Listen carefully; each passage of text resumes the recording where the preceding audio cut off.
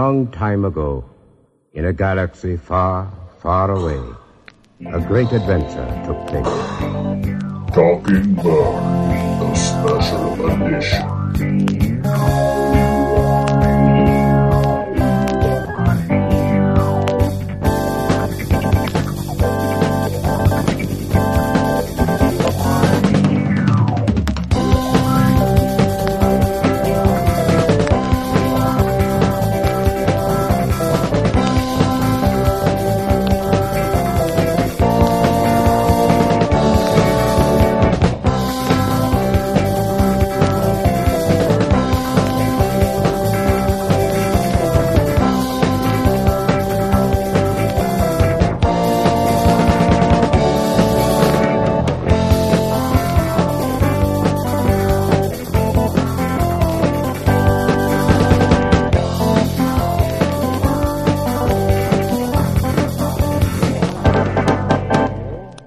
Hello, and welcome to Talking Bird, the special edition, Episode 9. Episode 9. It's just fine. It's just fine. Doing fine. Yeah, doing fine. And so now I was hearing this. Now, I don't know if I've been doing this right. Am I supposed to say now, I am your co-host, Robert Zachary, along with John Llewellyn. Hello, John. Hi. Or am I supposed to say host? Would you introduce yourself as a co-host instead of what? That doesn't make sense. No. I heard somebody do it last night on a podcast, and I thought maybe I was doing it wrong. It doesn't sound right, man. I'm not going to retape it. I'm not going back. We're just going to stick with this mistake. So maybe one of our listeners will say, it's not a mistake. It's not a mistake. It's like a happy accident. They can explain to me if I'm the host or am I the co-host. I don't think we ever talked about this. I guess what you're asking is if there are two of us, are we both co-hosts? Yes. As opposed to like a host, and then I don't know what I would be, the sidekick or whatever, the Andy Richter of the group. I don't know. Well, I'm just trying to get this on tape. I'm trying to get you to admit on tape that I'm the host. So then if I have to sue you. So then later on, which let's be honest, we all know is coming. So at some point, there literally will be like Talking Bird and then John Llewellyn's Talking Bird on iTunes next to each other. That's right. It's like when all those 70s rock bands hate each other. Like there's the original Talking Bird. Exactly. And then I sell it off to somebody, like to my co-host, and like literally I'm the official one, but it has no connection to the original people. Right. Much like Queensryche. Yeah. So how are you? And I'm going to have to change the name to like something that is like a pun of Talking Bird or like vaguely related to it. Right. And just hope that everyone figures it out. We're going to have to fight over all 15 of our listeners. Yeah. So you excited for some Star Wars talk? Because we got a lot to talk about. It seems like not that long ago that Bob Iger, the head of Disney, was like, oh, things are going to be pretty quiet. We're going to, in September, that's when things will start picking up. Yeah. I really like to know what full blast promotion means. I'm a little scared because it's kind of like, I feel like, usually you send your first version of the outline to me like Sunday or Monday, and I'm like, that's pretty much a full show's worth of stuff to talk about. And then like 5 things happen. Yeah. And then we have to decide if it's important or not. But even if it's like, holy smokes. And on the one hand, like a lot of the news that we hear throughout the week is like leaks or just, hey, this thing accidentally got put on the web, and so let's talk about it or whatever. So it's not necessarily Disney releasing it. But then, we'll get to both of these things. Disney is still sort of stepping on their own toes, where like one day they will talk about a new movie that's coming out, and then the very next day they make another big announcement, like before everyone's really had time to talk about the first thing. So it's, I don't know. There's a lot going on, especially now with the number of movies that we have in development and production at any one time. Yeah, plus TV shows, plus all this other stuff. Mobile games. Comic books, video games. Coloring books. Absolutely. I we didn't really prepare for this, but we were talking before that the Comicon is this weekend starting tomorrow, and actually Marvel's not going to be there, and DC is. It's like DC and Star Wars are going to be the two big presentations this year. And interesting. They've already let it go that they're not going to do a new trailer. Right. For The Force Awakens. They said no footage for The Force Awakens. So, and now putting on your pure speculation hat, what do you think they're gonna drop on people this week?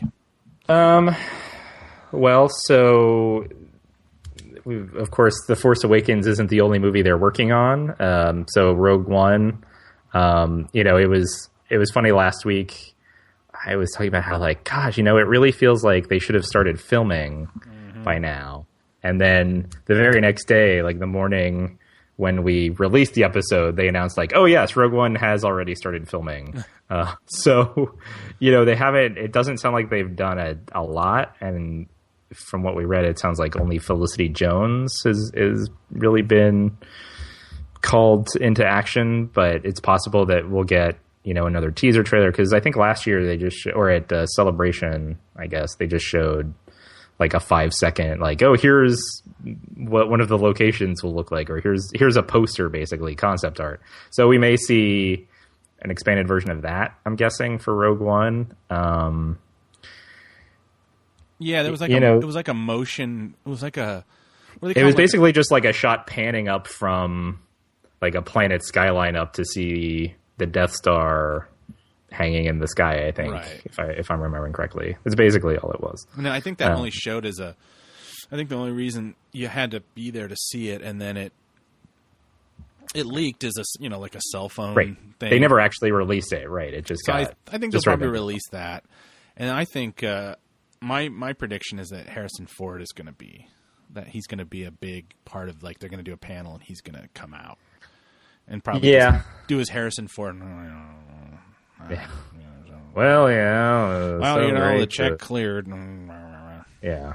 Because he was supposedly supposed to be a big part of Celebration.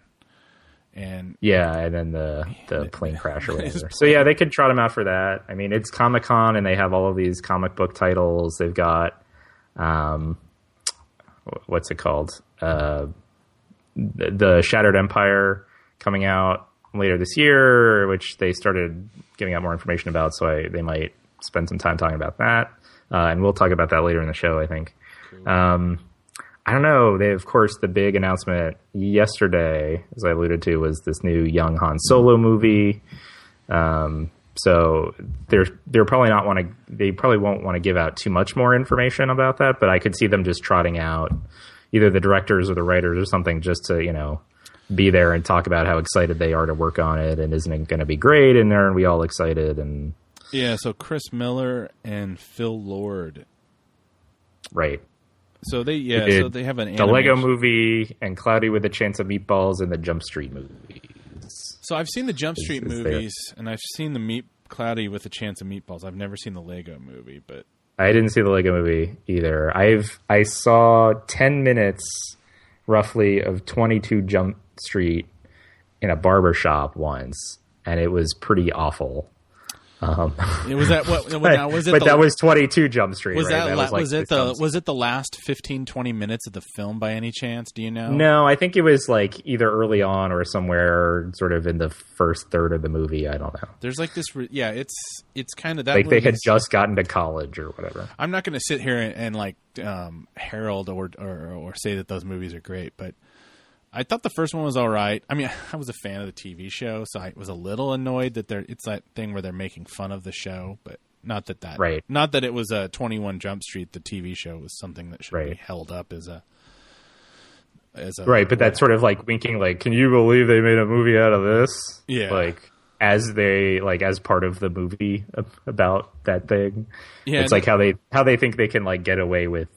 Or how they can justify, like, well, why are we making a movie about this? Like, oh, well, if we just put in a couple jokes about, like, get a load of us, like, then it'll be fine and people won't mind and it'll be like we're in on it. Yeah, the last 15 minutes of the second one is almost like like incomprehensible. It like doesn't make any sense. It's like the Oh, really? Yeah, I think it's only like a 90-minute movie, and what happened is they ran out of story at like 1 hour 15, and then there's like this ridiculous chase scene. Now I can't actually remember whether there was a ridiculous chase scene in the first one. I think there might have been. It's not like I said, it's not a very memorable movie, but you know that's a script, and it's a comedy, and comedies have a different criteria.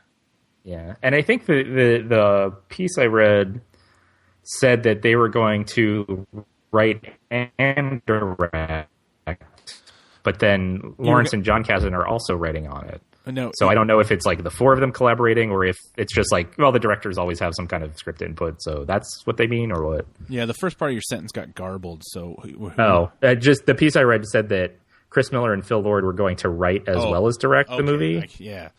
But then they also have these two other writers on the movie, so I'm not sure what that means for how the script is actually getting put together. You know, I feel that, I bet you anything, you know, having looked back at, like, say, the way, like, George Lucas worked with his prequels and people, and his kind of insular, it was almost like that, where the first one he did all on his own, and then the second and third he, like, hired people to come and kind of polish, and the polish was, like, you know, well, I don't even think it was structure, because it was like he probably didn't. Some of it was, I think, but I don't think Disney's ever going to let like one person, you know, write one of these. Right. Going to go off into a room, and I mean, movies at this point, you know, they're all dealing with probably even these anthology movies have to have at least $120 million budgets. Right. Well, and I mean, with just about any movie, I would say, you know, the directors usually have a fair amount of script input anyway. So I don't know if that's just what they meant when they said that they're going to write and direct. But yeah, I don't know. But so in fairness to them, I guess. So we'll just keep talking about this because this is the big news, I guess. You know, the quote they gave at the press conference, or not in the press release, I guess, was that this is the first movie they've done that actually sounded like a good idea from the beginning. So I don't know if that's a sign about what to expect in terms of overall quality. Because, I mean, the Lego movie was really well received. I think Cloudy with a Chance of Meatballs was pretty well received. People mostly like that 21 Jump Street, at least. So, you know, I think it's just them being self-deprecating, but it's also, I wonder if it's sort of a mistake to say that, because now, okay, you're setting expectations even higher than they already would be for a Han Solo movie. And maybe you want to say like, well, we're just going to make sure we all have fun, and we just want a nice, rousing space adventure. We're not going to promise anything too grand here. I think they're way beyond the having to be able to be modest about these things. It's kind of, I don't know. I mean, and so one of the things I realized that this is not the Josh Trank film. Right. Yes. And I was unclear of that as well when I initially heard the news, but a subsequent piece clarified that this is essentially the third anthology movie. So we've got Rogue One, and then the Boba Fett movie, which still doesn't have a director that we know of, and then now this third one, this Han Solo movie. So now that's 6 movies that we know will happen in the next, probably, I guess, 6 or so years. Well, yeah, I mean, episode 7 is this year. Episode 8, and then Rogue One is next year. So it's like we're talking like 6 movies in 6 years. I would guess that we get roughly a Star Wars movie every year for, you know, the next 5 to 7 years. That's crazy. Yeah. I mean, how are they going to... I wonder if... I don't know what the philosophy is behind that. I mean, I don't know how this stuff works. It's like, are they thinking that there's a magic window that they can, you know, they have to get all this done at a certain point, and then go into kind of a hibernation, so to speak, and like, you know, kind of let it wane a little bit. Like they're using their Disney Vault idea of, you know, inundate people with movies and content and then back off, let people get yearn for it or whatever, you know. Like there was, you know, 13 to 14. I mean, it's like 10 years it's been 10 years between the last Star Wars movie and this one, which is not as much as 13 years or 16 years between, Return of the Jedi and Phantom Menace. I mean, I can't imagine them waiting a whole nother 10 years and then doing another trilogy, but who knows? Yeah. I mean, my guess is that, right, since they own Disney now, I think their plan is to basically set them up so that we get one Marvel movie and one Star Wars movie every year. Because I think, so I just pulled up the Marvel movie release schedule. So Ant-Man's coming out in a couple weeks, or next week, I guess. So that's this year, and then Episode 7 will also be this year. Then you've got the next Captain America next summer, and then Rogue One in the December window, the sort of Christmas window. Doctor Strange is November of 2016, so that won't last very long if Rogue One comes out a month later. But then you've got Guardians of the Galaxy is summer 2017. Spider-Man, the next Spider-Man is summer 2017. You got Thor November 2017. So I mean, with a few exceptions, it sounds like they are.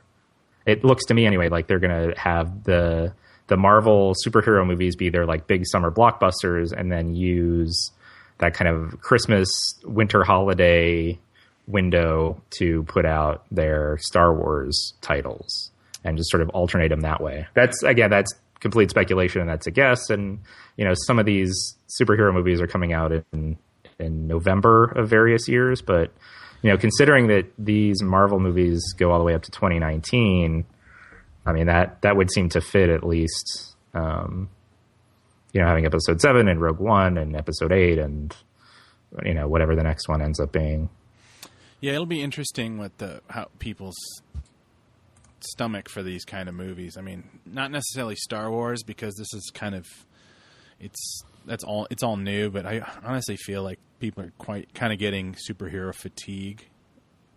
Yeah, and I've read that. I haven't seen very many of those movies. Yeah. So it used to I can't speak to that personally, but I've read that elsewhere. I mean, just my own personal feeling, it's kind of like I would think that this, a summer like this was like, oh, there's Avengers, there's Terminator, there's, Jurassic Park. It's like, oh, that would be totally something that I would normally go see. But this, for some reason this year, and this is just me, I haven't gone to any of them. I haven't seen anything in the theater since Mad Max. It's kind of like, oh, just wait. Which, I mean, that's fine too. I mean, people, they make all their money overseas anyway. It's, the American box office is not the be-all, end-all of a success of a movie. I mean, in the notes here, they're talking about casting for the. I guess this is episode 8 with Donnie Yen, who is is he Chinese?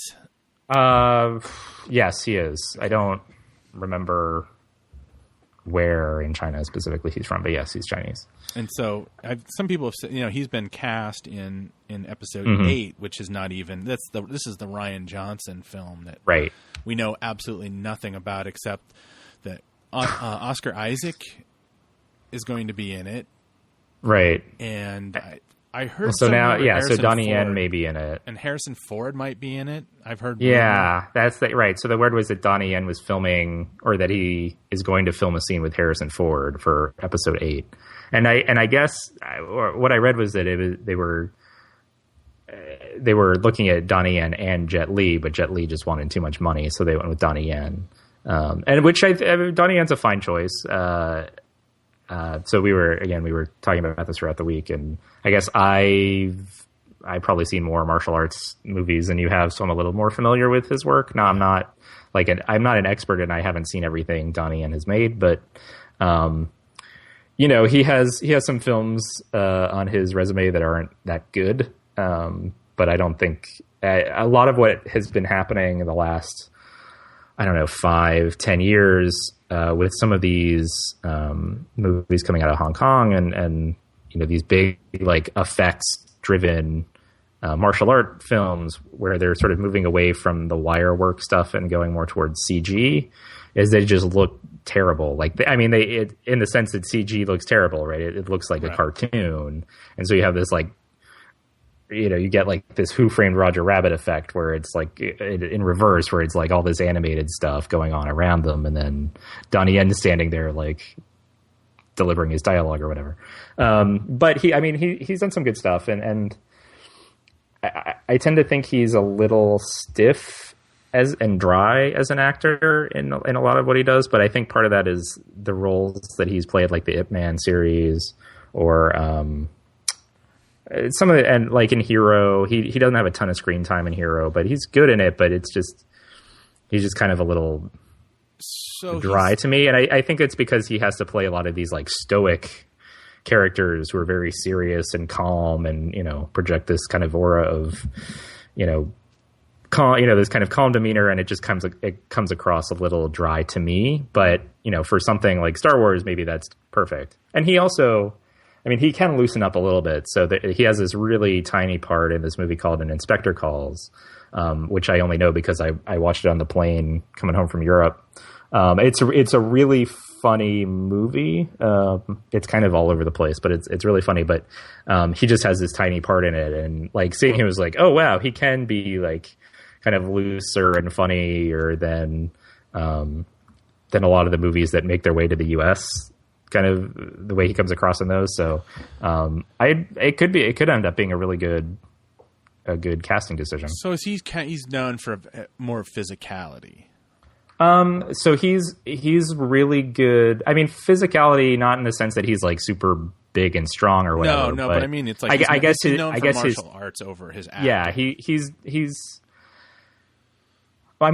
a huge movie star in Hong Kong and in China. So his acting's like, he's not bad. He's not a bad actor. No, but yeah, no. he's more known for sort of his technical abilities. He's an action choreographer himself in his own right. So it's probably fair to say he's probably known more for that and his action work and his moves and his training and his sort of technical ability there.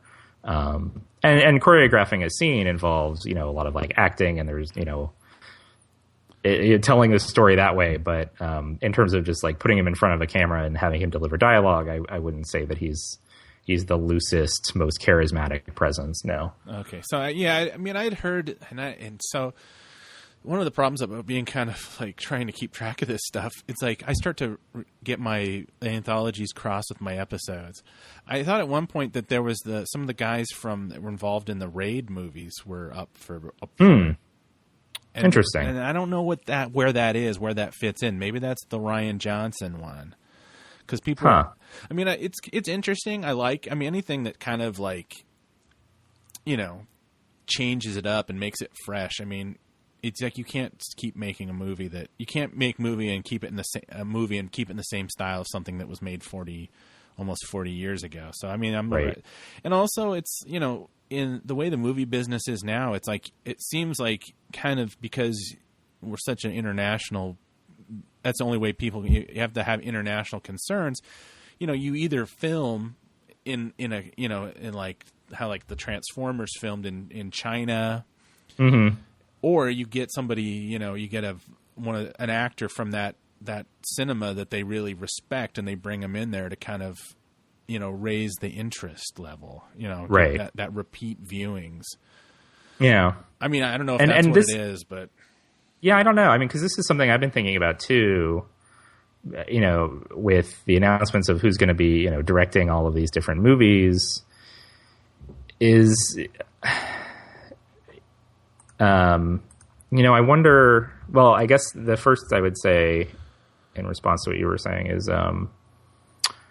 I get they sort of started doing that with the prequels, or Lucas started doing that with the prequels. With the original trilogy, a lot of it was based on Kurosawa and sort of some of those Japanese mainly Kurosawa tales. Mainly Kurosawa, basically just Kurosawa. And when you got to the prequels, in terms of like the fighting styles with the sword fighting, they were bringing in all these different styles, kendo and all these different kind of sword fighting styles from all over the place. And so it was sort of seeping in that way. And visually, they were the look of, Queen Amidala in episode 1 and everything, was certainly based on a lot of like Chinese historical epics, and they were making costumes out of fabric and based on designs from like Tibet and wherever else. But I do wonder if we're ever going to see someone direct one of these movies who isn't from either the U.S. or Great Britain. Because I think they could bring really interesting influences to it and make them in such a way that maybe like adds some different energy to them. And in one sense, I think that would be hard to do. I could see that being a hard step for Lucasfilm to take, just because the origins of Star Wars are so rooted in, Buck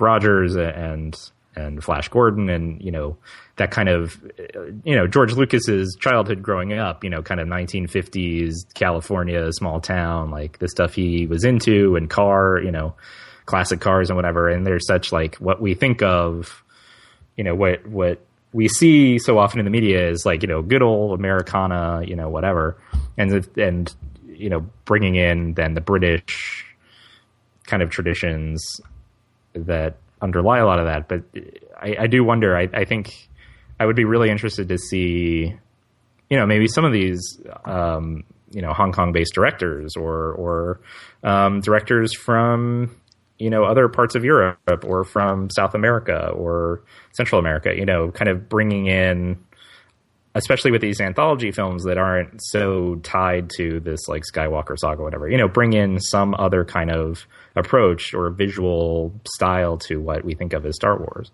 I think that's an interesting, I didn't really think about it that much. And now that I think about it, it's like, yeah, you're kind of right.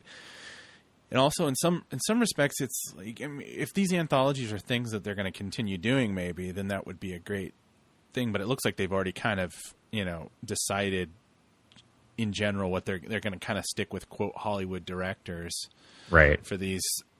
Yeah, it would be nice. It's like they're going to have to refresh it a lot because, if this Donnie Yen thing, if he's known as like a martial artist, then I wonder, it's like, oh, is this going to be like we're going to get, are like subsequent episodes going to have a more of a getting back to the Jedi Sith idea, whereas I kind of think this one doesn't have a lot of, like, I haven't heard anything like, oh,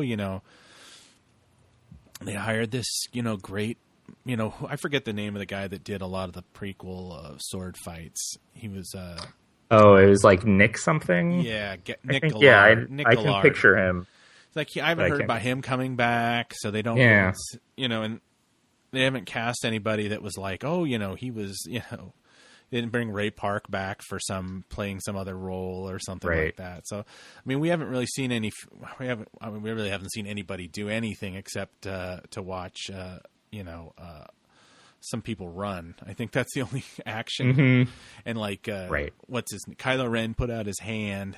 I watched the teaser again last. Someone puts their hand on something. Someone hands a thing to someone else. Like, actually someone stands up very quickly. Like that. Yeah, it's amazing how little you actually get and how much. It's like one of those things, like it's like one of those Dateline NBC things where somebody like, we brought a schoolroom full of adults for a thing, and all of a sudden we had somebody run in and grab a purse and run out the door. And then we quizzed everybody. What did you see? I saw he was a 6'7" black dude, and then like, I saw he was a 5'3" white guy. It's that thing where it goes by so fast, unless you watch it a bunch. You kind of like, and I don't really sit down and I did a little freeze framing last night because I was bored, and it's just like, yeah, there's not a lot there. All these things, there's a lot of leaks and stuff like that, and concept art and theories, but it's like, I feel like we haven't really seen what this story is going to be about. It's kind of, we're not as informed as I think we are. No. But, right. Like we talked at the top of like, oh, there's so much news out, there's so much to talk about. But on the other hand, like, this is all like bits and pieces, and a lot of this is just and not just us, but anyone who's talking about this, it's a lot of like extrapolation of like, well, maybe this is what it means.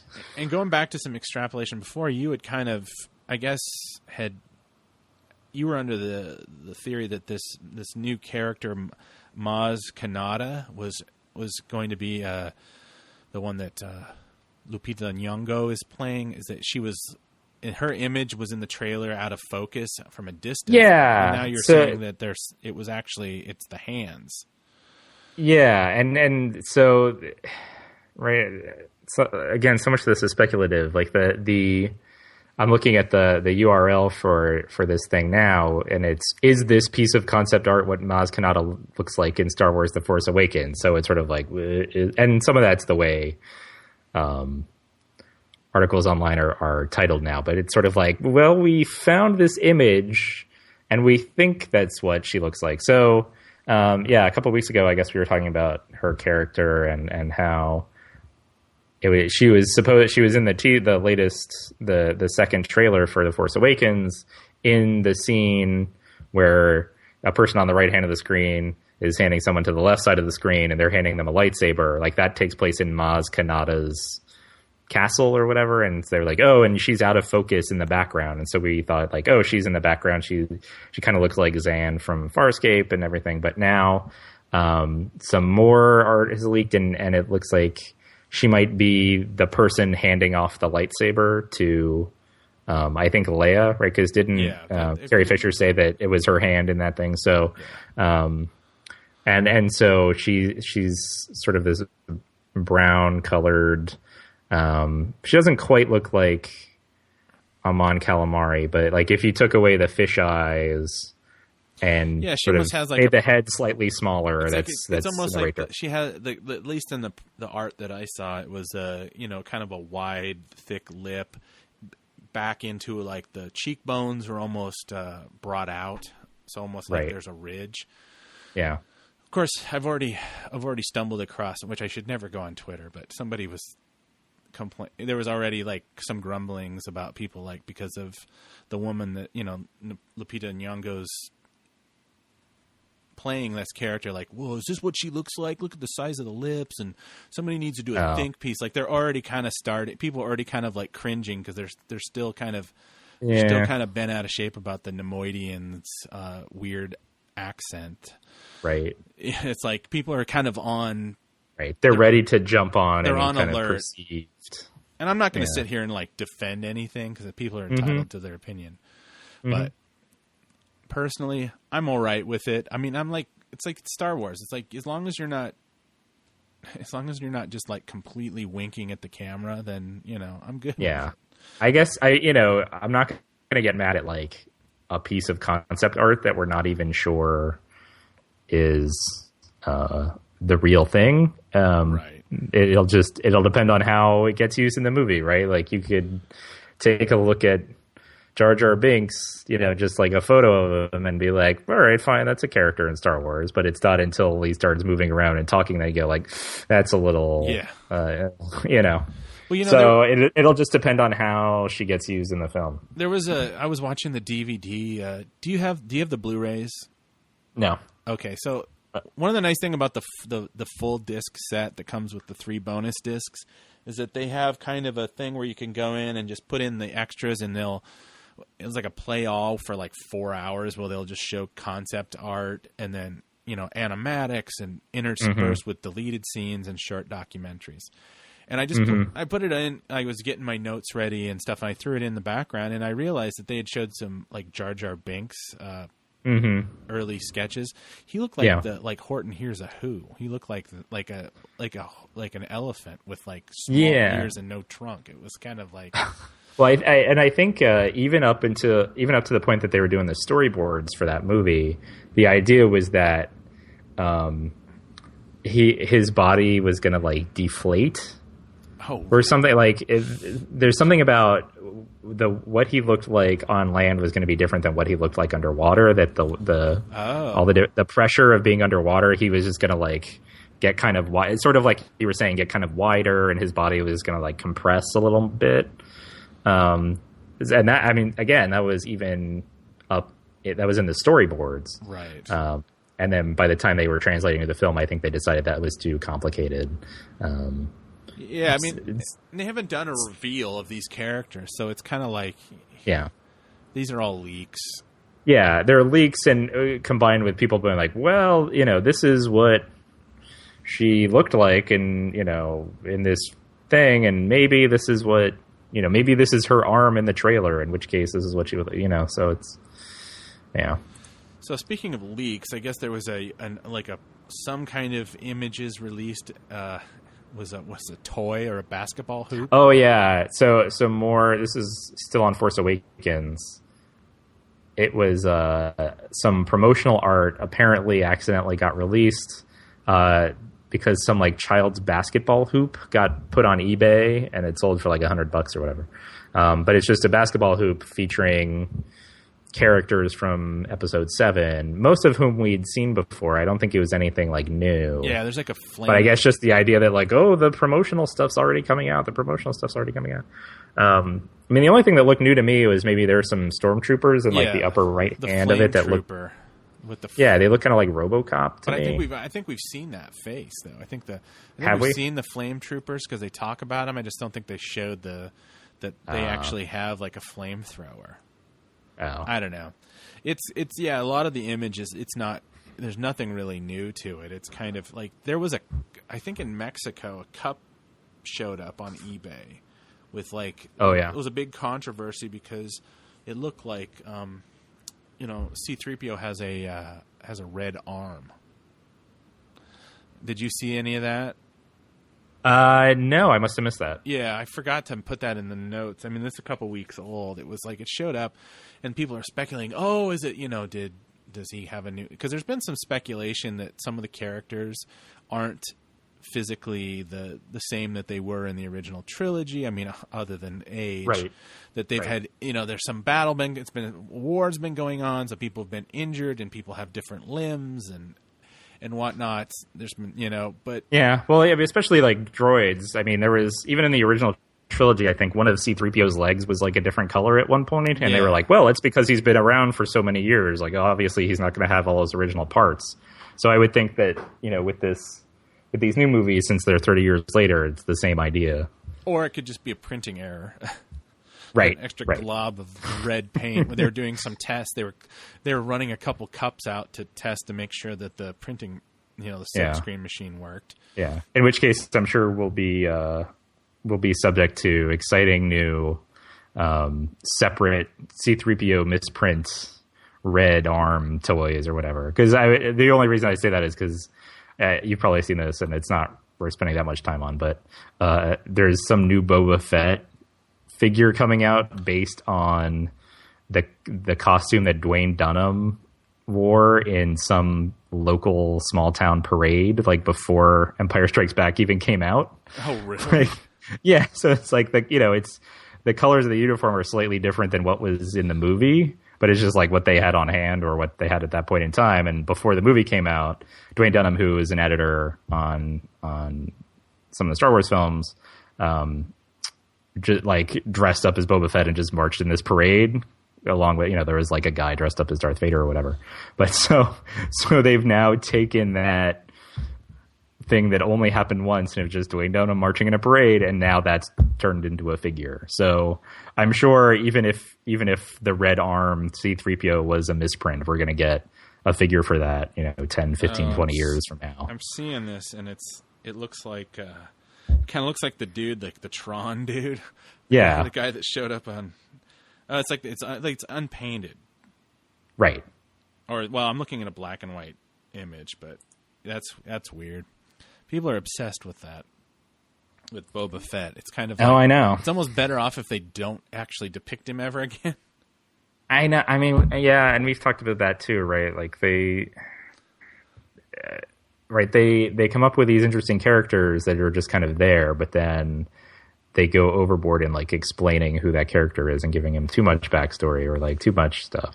And that's not to belabor this, but to get back to that young Han Solo movie, that's I think one of the worries there is all right, we're gonna this will be now the new canon version of how he became a smuggler or whatever. So they better make it.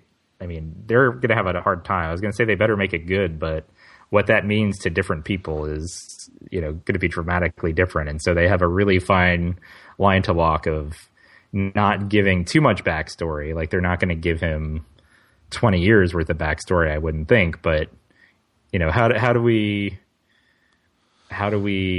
show him being like young Han Solo without disappointing people who expected, a particular thing? Or even like, do they show him, is his wife now going to be in that movie, or is this going to be before he gets married or after he ditches her, or what?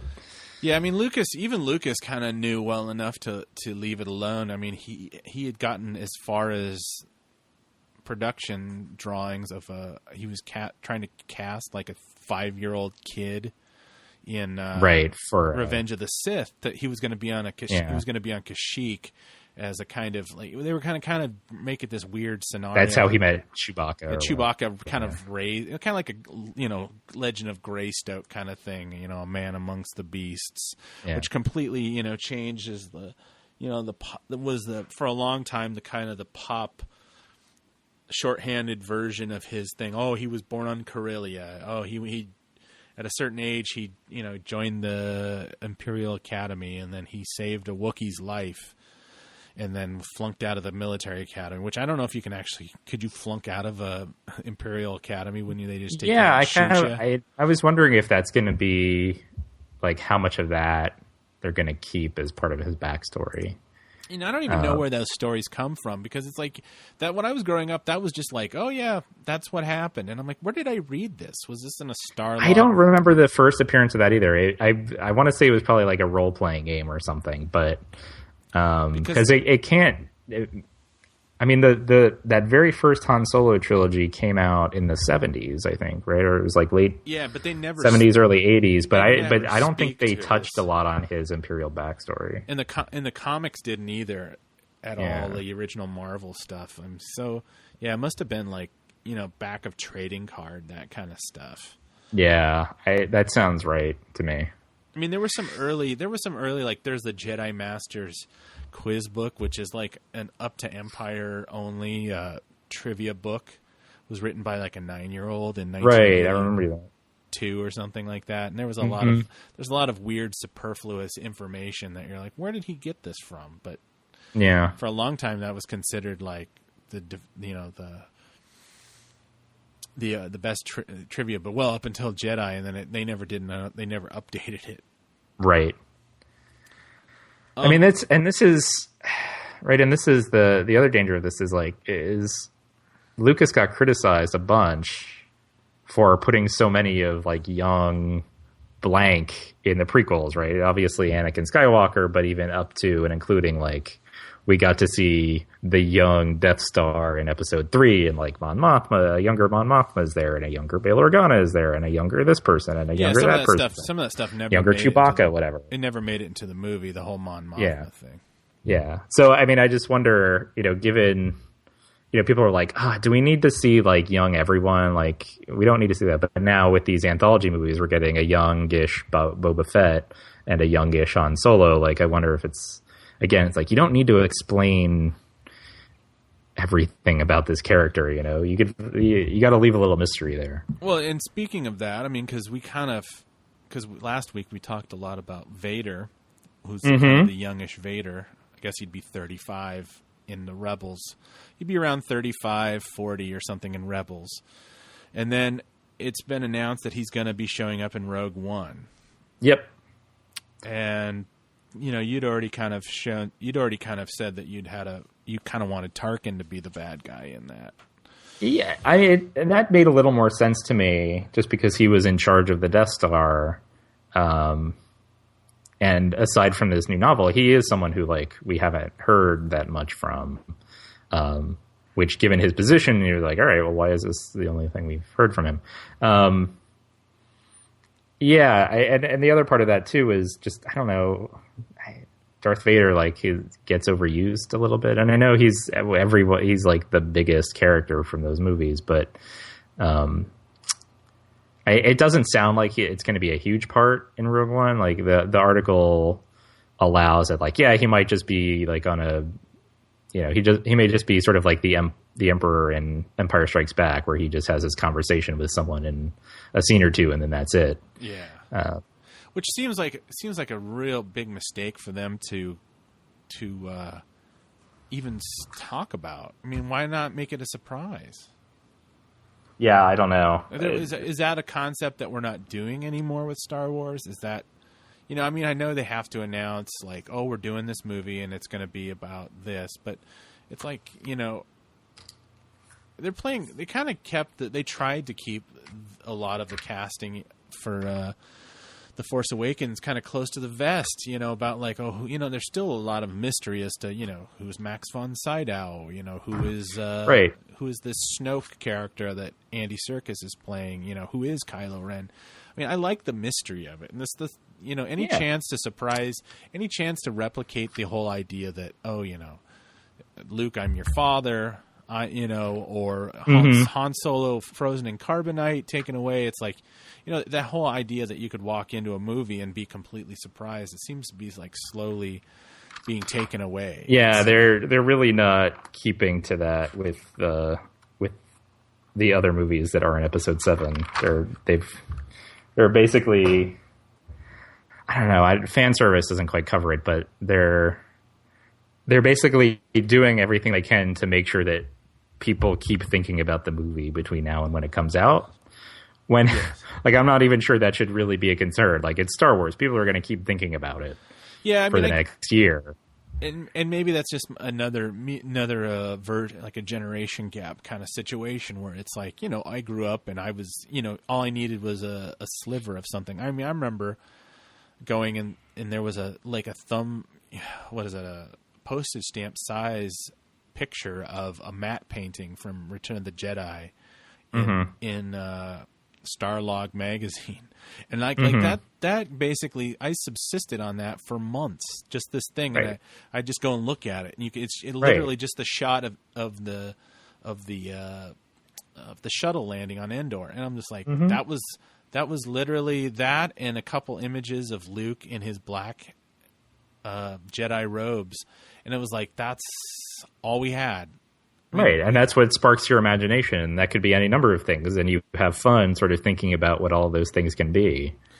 And maybe that's different now. Maybe it has to be like constant. I mean, it's the whole idea. Well, you know, this is probably a bad example, but back again a couple weeks ago when I kind of foisted The Empire Strikes Back onto my nieces, you know, an observation I had that I didn't mention, it was that, okay, you know, I was like, okay, I admitted, like, yeah, no, in retrospect, you know, the pacing is very slow. These kids were fidgeting. They were, you know, the subject matter was terrifying.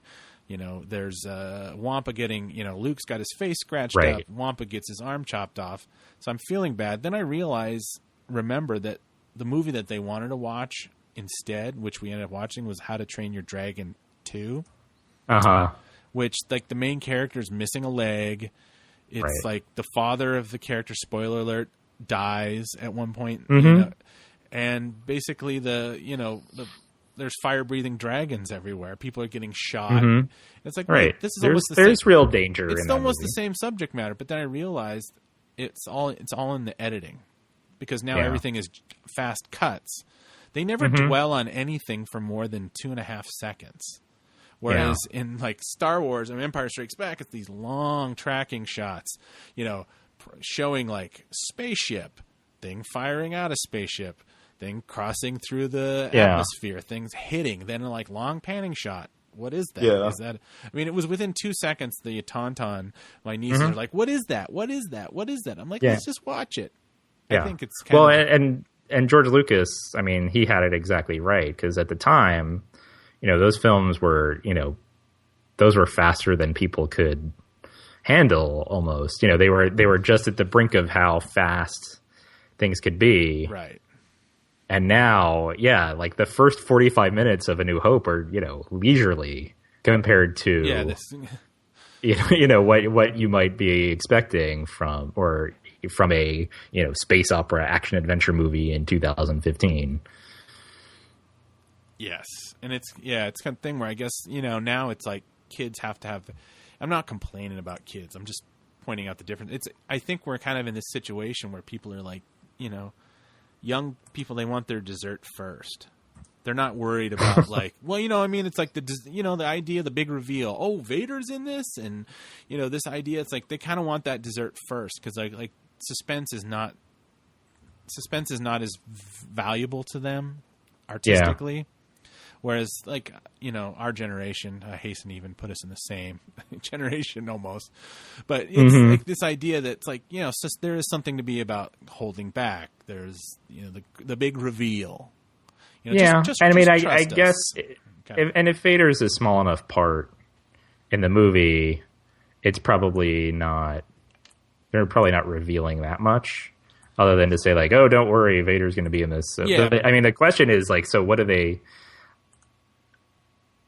I guess that the article was speculating, I don't know, or even just sort of wondering if it would be James Earl Jones doing the voice, right? Because at some point, it'll get to the point, hopefully not anytime soon, but that James Earl Jones won't be able to do that voice anymore, and they'll have to transition somehow. I can't imagine that would be this film. I would think that they still go with James Earl Jones for the movie, just because it's a movie and you want that big feeling. If they do ever start moving away from James Earl Jones for whatever reason, I would guess it would be either on Rebels or some other, or their hand will just be forced and they won't have any other choice. Yeah, it's like that whole, I always wonder, it's like, when they get these guys and these people with these voices in the studio, do they ever just like say, hey, here's all the, here's the all 49 sounds in the English language. Right. Could you make them all and then we'll piece them? I mean, they've never really been able to synthesize speech doing that because there's so many other things, but it's like, that there's got to be, if they're going to continue with these characters, eventually Anthony Daniels is not going to want to put on the costume, and right. And I assume Kenny Baker is in this because I haven't really heard. I think so. But really, what does he add to it? Except I was just thinking forth? Of course, a lot of times we were talking in email about this idea of like who would play Vader. Would Hayden Christensen come back? You'd even speculated David Prowse is kind of like a joke, but his health is really bad. Yeah, it sounds like he's not able to do it. But and also he has a really bad relationship with Lucasfilm. Right. Yeah, that's the reason I said it as a joke. I didn't know anything about his physical health or anything. I just said it as a joke because there's so much bad blood between them. I can't imagine them asking him. But like 4 or 5 people have played that character because like he didn't do a lot of the sword fighting past the first movie. He didn't have he didn't have any stand-ins for episode 4, but for Empire he had a stand-in. And he definitely had stand-ins for Jedi. So it's like it's one of those things, and it's like it actually took 4 or 5 people to play him. It's like when he's standing there, it's David Prowse, and when he's talking, it's James Earl Jones. When he's on his back, it's Sebastian Shaw. When he's a Force ghost, it's Hayden Christensen. It's like that guy's an amalgam. It's kind of like he's almost like Bond. You could make an argument that like, well, we can get the physicality, although the voice. James Earl Jones has, except in like video games and commercials, has like portrayed that voice in he was the no. That's it. He's the voice. Right? He is the voice, and it's like even for him to come back and do Rebels like that, it's he obviously has some ownership because it can't be just the money. So let's hope his health. Let's hope he's got good health and a good voice, because it would be nice. I'd hate for them to have to. I know they've had to recast Sidious. Palpatine like several times on the cartoons. It's like the actor that originally played him passed away. Then Tim Curry played him, and then Tim Curry had a stroke and he can barely speak. And so now I think Sam Witwer is doing the voice. Yeah, it is. And some people actually said that what's Tim Curry's his one was wasn't really in the spirit of it, and it was more of Tim Curry doing Tim Curry. But it's like, you know, I mean, people can adjust.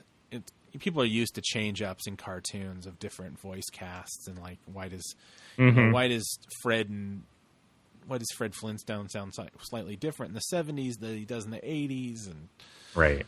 I mean, although movies I always think are much more iconic, and maybe it's not true now with so many, everything is so interconnected with games and stuff like that. Movies always feel like it's more important to get those right. Like, you can fudge a little bit on a TV show, but like, at least when I was growing, it's like movies, like, you kind of have to get it right. Yeah. But who knows? So we got that covered. The other thing, I just to wrap that up, I just saw this right before we started recording. So I had said that I would maybe prefer, or I would guess that we were more likely to see Tarkin. So apparently we were correct in the sense that Ben Mendelsohn will be playing a Moff, but what I read right before we started recording is that it will not be Tarkin. He will be playing a new, different character who is involved in the plot with some way. So he'll be sort of at the same rank as Tarkin, but he won't be playing Tarkin. So the Darth Vader reveal article sort of left open the possibility that Tarkin would be in it. But I'm a little less inclined to think that that's going to happen now that I just read this news about Mendelsohn. So maybe they're trying to keep Tarkin in. Maybe they're going to make him a bigger part of Rebels. I mean, now that they seem to kind of, like, again, against my personal choices, that they are kind of keep giving these things all equal weight, TV and movies. Yeah. Well, like I said, Ben Mendelsohn, I've seen him. I mean, he was in The Dark Knight Rises, and I thought he was good. I mean, I've seen him on Girls and stuff like that. I mean, he's a very versatile actor. I guess he's. Some people say he's in. Somebody recommended Slow West, which is a kind of a Western movie. Right, that's his most recent one, I think. Fassbender, and I haven't seen it yet, but supposedly it's good. Yeah. So, well, I mean, I also wonder if it's just because it would be too tough to cast someone to Tarkin and give them a big role, because they're going to have to put their performance so closely to Peter Cushing, because it's not like with Obi-Wan Kenobi in the prequels, where this was 20, 30 years prior to the events of A New Hope, where you could have Ewan McGregor play him not totally differently, but slightly differently, and the fact that he didn't look exactly like Alec Guinness wasn't that big of a problem. But considering Rogue One takes place almost immediately before A New Hope, if you're going to have Tarkin in there, like, he really has to hew closely to what Peter Cushing did, and maybe they just decided that was too much trouble to do, and so they just said, like, oh, we'll just make him a different character. Yeah, I mean, I don't know. I mean, the Tarkin of Rebels doesn't really look that much like Peter Cushing, so maybe there's he doesn't. Maybe there's some. I just chuck that up to, like, the animation and licensing character issues or something. Yeah. I mean, I don't know. I don't know if he has. I don't know how many kids he had, but he's been gone a long time, so I don't know what the likeness rights of those guys. It also doesn't sound that much like Peter Cushing, but yeah, that's true. So they got this. There's some comics that have come out. Like I said, we haven't really read. I think we're going to cover a lot of comics later. But right, I think the first issue of Lando just came out this morning. Or today, so the one is as we're recording this, so we haven't really had time to dig into that yet. So probably next week. So do we want to talk about this Ben Kenobi Star Wars comic? Yeah. So while we're on the subject of, we mentioned Obi-Wan Kenobi, but then also these kind of youngish blank things. So the Star Wars, the new Star Wars title, they just finished their 6 episodes. I guess last month was. They kind of wrapped up that first mini storyline, and so issue number 7 is going to be a standalone story about Ben Kenobi's time in Tatooine. The blurb of the plot that I read, I'll read here. It says, "Now experience Kenobi's harrowing account of days gone by It is a time when injustice reigned on Tatooine. As villainous scum runs rampant over the blistering sands, only a Jedi Master stands any hope of liberating the planet from the grasp of gangs, thieves, and thugs. But would Ben risk everything to do what was right, even if it meant revealing himself to those searching for his whereabouts? So that's what issue number 7 is going to be. It's basically him cleaning up Tatooine a little bit. Some people who were commenting on this were saying that this might be the basis for a film trilogy about Ben Kenobi, because there have been rumors or rumblings that Ewan McGregor is game to do more movies. I think he always sort of enjoyed the idea of doing the Star Wars movies than he enjoyed the experience of filming them. But he likes Star Wars well enough, and I think the experience would be a little different this time. So he might be up for that. Is what kind of the rumors are, and so they're like, oh well, this comic might then serve as the launching pad for these movies. But I guess the counterpoint would be like, well, if they were going to if they are going to make these movies, then why make the comic? Like, why do both? Why not just do one or the other? Yeah, it's kind of. So I don't know. What do you think? I mean, as much as I like the idea that maybe of McGregor putting the beard back on and going for kind of maybe not a trilogy, maybe like a one-off, an anthology. He's been pretty vocal that he was kind of displeased with he enjoyed the experience somewhat, but was kind of displeased with his performance or whatever, or what his range that he got to do. And maybe this might be a chance for him to kind of to rectify that. I mean, the cynical part of me is like, thinks to myself, is like, well, what has he been in the last 10 years that anybody was of note? So maybe this is more like kind of a thing like, maybe this is good for my career kind of situation, and less good for the overall kind of the storytelling of Star Wars, where, this idea that, he was a crazy old man who gave up his, the prime of his life to watch over Luke. And this idea that every time we send him on another adventure, then it diminishes this idea of like, well, why was Yoda sitting on, does Yoda leave? Does Yoda go off and have an adventure at some point? Are they monks? Are they, or are they gunslingers who, hung up their guns on the mantelpiece and like, oh, we're going out for one more. Yeah. It's just this kind of like dichotomy. It's like, how are they depicting the Jedi? Is it, like I said, Ewan McGregor, was he like 43, 44? I mean, he's still kind of at the prime of his physicality, so he could do convincing action. And they don't have to make him wear the robes or anything if he's leaving the planet. I mean, they don't have to have it set on Tatooine. He can. It's like he knows exactly.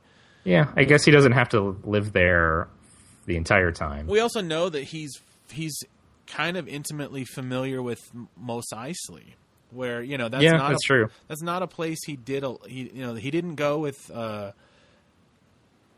He didn't go to Mos Espa with Qui-Gon. He stayed on the ship, so he didn't really have an intimate relationship with that planet like he does, in Episode 4. So it's kind of like he goes, oh man, he's the best starfighter pilots, or So obviously he knows when he's like. Maybe it's just common sense. It's like, well, if you need to get off planet, this is where you go. But also, it might have been like, well, I've arranged transport before, and this is, I've had my issues, and so it's like this is exactly the bar to go to, and I'll start asking because he was talking to that one dude with the sideburns, and and then it's like, this guy's like, talk to Chewbacca, and then Yeah, and I hadn't thought of that. That's a good point. That because I guess we've talked about this a couple times, and I was with you when you would say like, oh well, they call him this like crazy old wizard. He's this kind of like hermit character, and so I was like, oh yeah, he should. That's what he did. Like he just kind of stayed tucked away and out of sight and out of mind, and maybe pops up occasionally just to check in on the Lars family. But, for the most part, he kind of kept to himself. But then on the other hand, you're exactly right. He does know his way around Mos Eisley pretty well. So, he can't have stayed locked up in his little hut forever. Yeah. I mean, it always comes back to the same problem that it's like Lucas made a really big mistake making Anakin Skywalker a 10-year-old. I hate to hammer on that. It's like because it creates this whole idea that, like, you know, Obi-Wan Kenobi is like 60 at the time. Yeah, it's this like time distortion problem. And I guess maybe the concept, the 1975 or 76 when these movies were being filmed, concept of what a 60-year-old man is like versus, you know, a 60-year-old man in 2015. It's like people are like, you know, there's guys that are in there like 60 years old and they're still touring rock musicians, you know, they're right. not, whereas like maybe 30, 40 years ago, people are like 60, I hung up my guitar. Right. You're retired and you know, you worked till you're 65 and then you died like 2 years later of lung cancer or something. But now it's kind of like, I don't know, maybe that's just my my concept of like this whole idea that like, oh, you know, we're talking, 20 years is a long time. So he could totally get into some trouble. You know, he could he could have a girlfriend, he could probably father a kid, and then, you know, that could go south, and then he could go, you know something, I'm moving back to the desert planet. You know, after he establishes, you know, that like, well, yeah. Or maybe what could possibly happen to Luke in between ages like 2 and 10? Right. And thank goodness we're not going to have to, you know, knock on wood. I don't have any wood nearby, but let's knock on some wood and hope that they don't make, you know, young Luke Skywalker, except for that Korean comic that I kind of liked. I don't need to see an entire movie of like a 9-year-old Luke Skywalker, you know, chasing a bantha out into the Yunlin wastes, and getting saved by Obi-Wan Kenobi. Right. It's funny. I was looking through some of the old my old collection of Marvel Star Wars comics from the original era, and there's one of the things I loved about them is that they would do a lot of one-offs. Like it was like the comic equivalent of a bottle episode. Like they usually it would be like Luke sitting at the cockpit of the Millennium Falcon saying like, oh, you know, blah blah blah, and it's like, oh, did I ever tell you this story that my dad told me about Obi-Wan Kenobi? And it's like it's great, like this great thing where he had like Obi-Wan Kenobi, and he's supposedly in this thing. It's like he's probably like 50 or something. He's got silver hair and a Van Dyke beard, and he's dressed and he's got like total abs, and he's got his lightsaber, and he's basically like, sometimes it's supposed to be set during the Clone Wars, and it's like he's very urbane and witty, and also very quick to kill people that like displease him. Like this completely different characterization that, you know, has gone on, and, you know, obviously the movie ones are a lot better, but there's also like a lot of these kind of like story about Luke, something that happened to Luke, you know, 6 months before A New Hope, and it's kind of like makes me yearn for those kind of simple stories that could be easily dismissed from canon if they don't quite fit in. Yeah. Right. Anyway, I'm getting off the topic. No, but I mean, I was wondering if not the films, you know, could this sort of one-off be a springboard for, you know, his own comic book series, or, you know, I hadn't thought of this, but even maybe just doing one of these periodically, you know, in another 6 months, we'll get another sort of standalone Ben Kenobi adventure. Like that might be kind of fun too. I agree, and I think that's when Marvel in their first ownership, I think that's when their stories were the strongest. When they go, well, it takes 3 years to make these movies, instead of trying to dovetail everything right into like the next movie, because at the time I doubt Lucasfilm was forthcoming with information about like, well, we're going to be doing they're going to be on an ice planet. So let's have them land on an ice planet. We can start building this base. I mean, the last Marvel comic that was done right before The Empire Strikes Back. I mean, Luke and Leia were still dressed he was wearing his farm boy garb, and she was wearing her princess thing, and she had the buns. I mean, that's the way they dressed through that entire 3-year run. Right, because that's what they knew. Right. So they weren't, like I said, they weren't forthcoming. Like I said, if you haven't really had a chance to delve into those, I think there's some really great fun stories. I was just looking at the covers, and there was some great, like they said, there's an alternate version about how Darth Vader discovers, this is pre-Empire, discovers the name of who blew up the Death Star. Mm-hmm. It was like it was like some disgruntled rebel pilot sold out Luke Skywalker or something. Interesting. Yeah. And there was also in post-Empire, there was a great one-off story about Wedge and about what happened to Wedge, about how, Wedge was not did not escape Hoth. His ship Poor Wedge. Yeah, well, he didn't die, but his ship right. crashed or something, and he was stuck on Hoth with his snowspeeder co-pilot for like 6 months or something. It's pretty good. It's really gory too. But if you have the opportunity, I could probably send you that one because I think the files are pretty small. Yeah. Anyway. So there's another comic coming out in a couple months. This is Star Wars: Journey to the Force Awakens: Shattered Empire, which we mentioned earlier. Although the digital edition cover that just got released calls it Journey to Star Wars: The Force Awakens: Star Wars: Shattered Empire. So we need to get our stories straight here. You need to folks. get your colons in a. You need to get your colons in a row. That's right. Just get rid of them all. Just eat a bowl of super colon blow and just get rid of them all. Super colon. Sorry. All of a sudden I got this image of Phil Hartman shooting into the sky. Just, sitting on a mountain of cereal boxes. Exactly. So we finally got a summary. So previously, I guess this had been known for several months, or at least a month.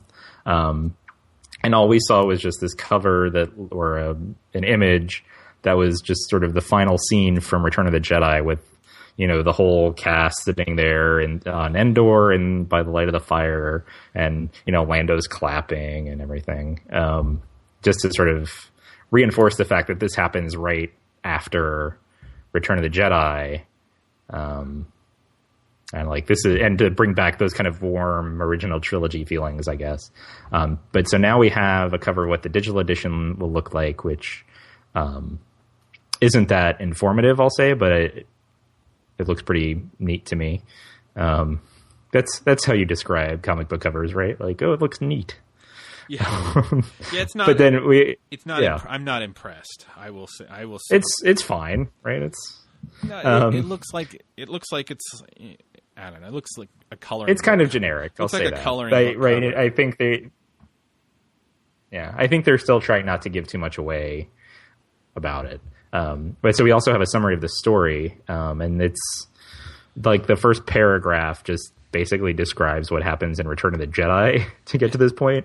Right. So the Emperor and Darth Vader are dead. You have all of these regional governors and every Moffs, whatever, scrambling around trying to figure out what to do.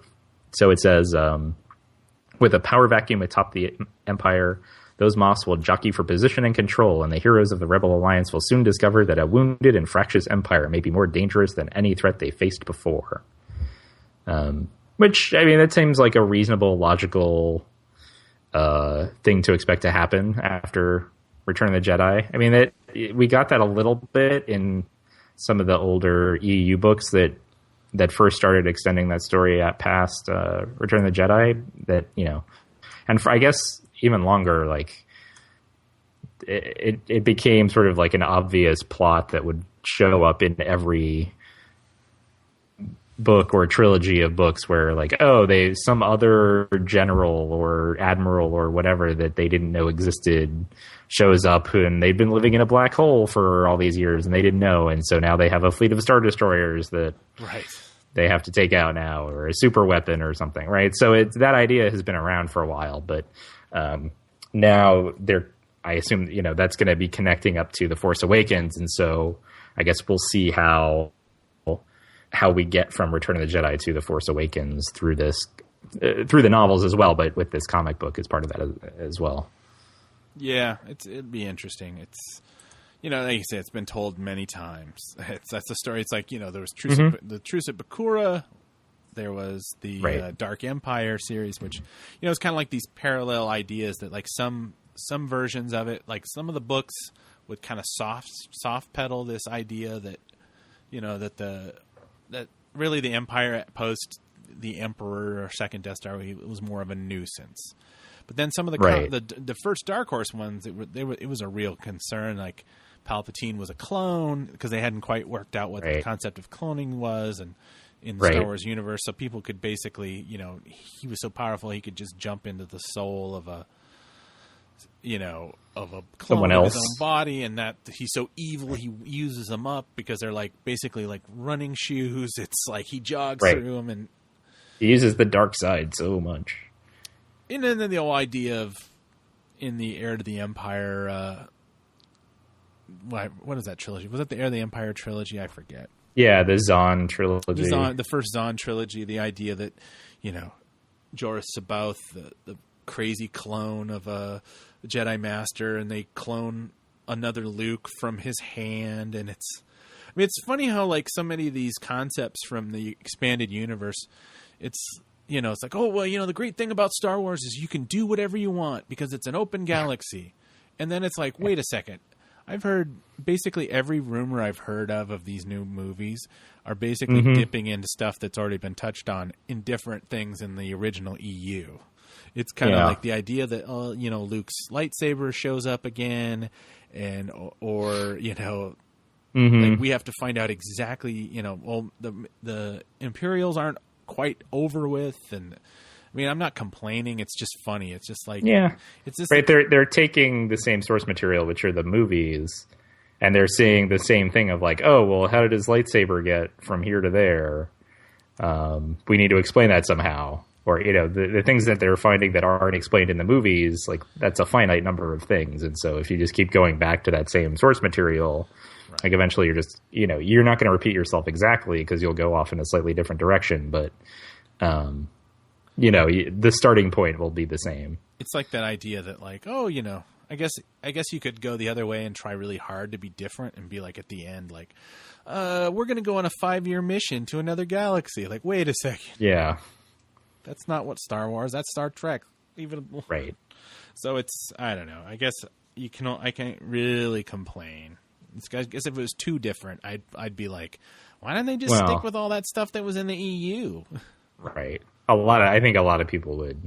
Right. And I will say this, aside from the fact that, this new trilogy of movies is taking place 30 years after Return of the Jedi, everything else that they're doing right now is, either within or somehow related to sort of the original trilogy, that time period. The Kanan comic isn't, but you could tie that into Rebels, which is related to that original trilogy idea. And the Kanan comic is going to take place in at least partially in that gap between the prequels and the original trilogy, but it's still sort of that idea of like, okay, this is a thing that happened in this time period, right? The Princess Leia comic takes place between A New Hope and Empire Strikes Back, and so does the Vader comic, so does the Star Wars title. I think the Lando title, it looks like, is taking place sort of maybe a little bit prior to A New Hope. Rebels takes place just prior to A New Hope. The Shattered Empire is now just after Return of the Jedi, right? So they're still sort of they're not going too far outside of what the casual fan will know and be familiar with. Yeah, and I mean, they're not like inventing whole new things yet. Yeah, I mean, and I think part of that is maybe they want to keep, and maybe I'm contradicting myself, maybe a little suspense of where our character, if they did something like, oh, this is set 15 years after Return of the Jedi, then they'd have to expose some of the reasons. Like, I mean, we've heard rumors that Luke isn't necessarily like hanging out with everybody. And then there might be some rumors why. So then if they do something set 15 years, and then they have to explain that. And then it ruins it for the movie. And then it's like, I don't know. I assume that within 10, 20 years, all this EU stuff will be filled in again with a bunch of books. And people will be crying like, oh, they need to reboot the EU. But they're not. They don't really call it the EU anymore, do they? Yeah, I guess they just say the Legends. Well, I mean, that's the old universe? EU is the Legends. But I'm saying is, they always used to just refer to the books and the comics and the games as the EU.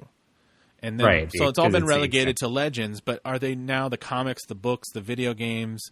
I don't know. I don't know if they're calling those like new canon or if they're calling those. Have they elevated it to this level where it's like, you can take the story with you everywhere. You know, finish the movie, grab the comic, you know, get the handheld game. It's all equal in our estimation.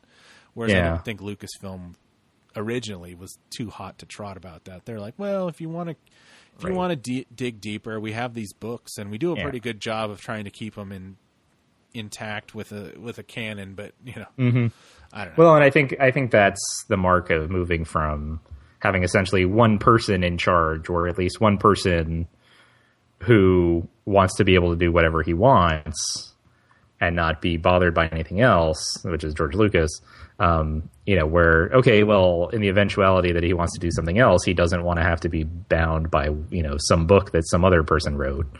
Right. So moving from that to now this story group model where they are sort of considering it all equal. It's just being run through, you know, this small cadre of people who are keeping an eye on everything. And, you know, maybe they don't, I mean, I'm sure that individually, if you were to ask them, you know, their secret dreams and desires for Star Wars, they would say like, oh, I would love it if this happened and this happened and this happened. But from what it sounds like, they're pretty diffident or agnostic about like what direction it goes in. You know, it doesn't sound like they are keeping certain things from happening, or they're saying like, no, don't do that because in the future, you know, I have this idea in my head and I may do it in 20 years, right? Like it's not that way. They're just saying like, yeah, as long as it doesn't close off too much for us in the future, like we'll explore that idea.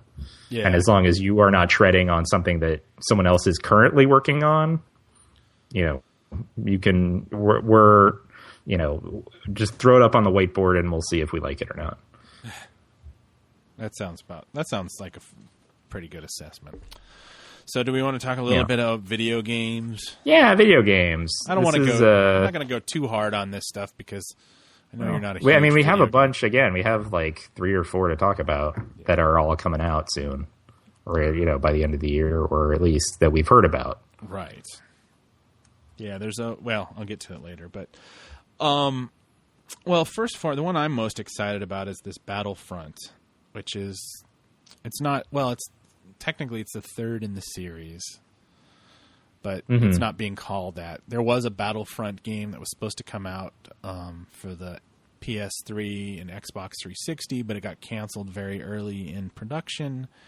So there's been almost that whole last generation, there was almost nothing Star Wars that you could play. I mean, it was like there was a lot of like rumors that like, oh, you know, they're going to port over the RPG over, but it just they never materialized. So there's just been a real, for a person like me that's like, I've at least I think I've, except for some of the, you know, the what is it, not MMA, MMORPG. Yeah, I mean, the ones where you have to pay like $15 a month to play it. I haven't played any of those, but generally most of the big games I've taken a swing on.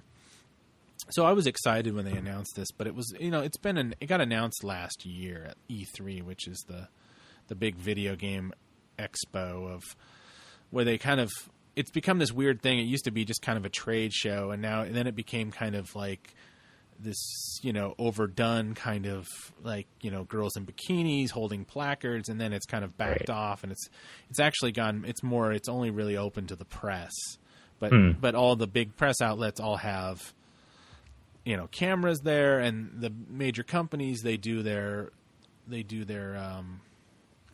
a live stream of it so you can watch it. Right. And so, you know, there was a lot of coverage for this game, but I didn't get to see a lot of, there was like a 3-minute kind of hero footage where it's like, you know, they're not showing the guy playing the game. They're showing pre-rendered footage of it's only really going to have 4 locations.